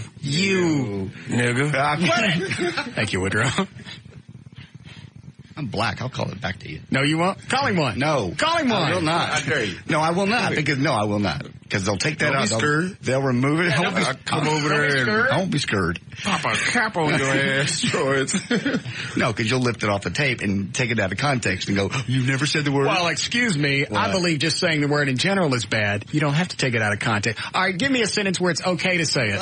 No. Go ahead. Give me a sentence where it's okay to say it. Give me a sentence. You said out of context. Give me a sentence where it's okay to say it. Am I right? You're absolutely right. Give me a sentence where it's okay to say it. Earlier, that guy called in. Give me a sentence. I'm about to. Okay. Earlier when the guy... No, don't tell me a story. Give me the sentence. This is. Okay. Explaining Are you going to say the word? No. Well, then it doesn't do us any good. It must not be okay if you can't say it in the sentence. I don't feel comfortable saying it. It would be okay to say it, and it would be legal to say it. I just don't feel personally comfortable. Would you not feel comfortable if it were okay? The guy was a black guy on the radio, and he said, go ahead and say it, you're black. And I said, I thought, that would be funny. I said, no, you'll use that 10 years from now. No one will remember that he called in and said that. All you'll hear is my voice saying that. I'm not going to do it. I don't feel comfortable with that word. Thank you. Fine. Jesus. Woodrow, why do you stand so close to me? He likes you. Say, man. Is it raining outside? It's raining outside. You'll get it in a minute. I'm not wet. Food today provided by our good friends at La Hacienda Ranch, North I-35 in Carrollton. Call them at 972-323-5242 or go to laranch.com. LaHaRanch.com. Spell it. KLLAHA-ranch.com. Got it. All right, for more information about the Russ Martin Show, to email us, details on the Listener Foundation, police and firefighter posters, go to russmartin.com. To instant email us during the show next week, put studio at russmartin.com. To see Trey, visit his website. Go to TreyTrenholm.com. Find Eddie on the World Wide Web. It's EddieBoyd.com. My website is JohnDavidRyan.com. If you got law issues, contact Everett Newton at DallasAttorney.com or 214-823-LAWS. Limousine service tonight and always provided by Ultimate Limousines. You can call George 214-668-5363 to make a donation or adopt a pet. It's OperationKindness.org or 972-418-PAUSE. And let's see, the official site for the Talk That Rocks is live1053.com. Hold on a second. Yeah, Bob? Hi, how you doing? Good. Hey, listen, I have a construction company here in Carrollton, and I'd be more than happy to come out and put up a big yellow ribbon up on your tower. I got a crew. We can take care of that tomorrow for you if you would like. Oh, we don't have the ribbon yet. I can get the ribbon for you. Where are you going to get it? High Network. I know some people. I'll find somebody to supply it. I'm thinking something probably about, to see it from the highway, probably about 30 or 40 foot long, about 10 foot high. Damn. Let me put you on hold, and we'll get your phone number, and Trey will call you. All right, brother. Thank you, sir. That's very kind of you to offer. We appreciate it. No problem at all. All right. Oh, that'll be cool. Yeah. And I appreciate that email from the Marine earlier. Mm-hmm. All right. We'll see you guys Monday. Have a good weekend. Always faithful. Yeah. Holler.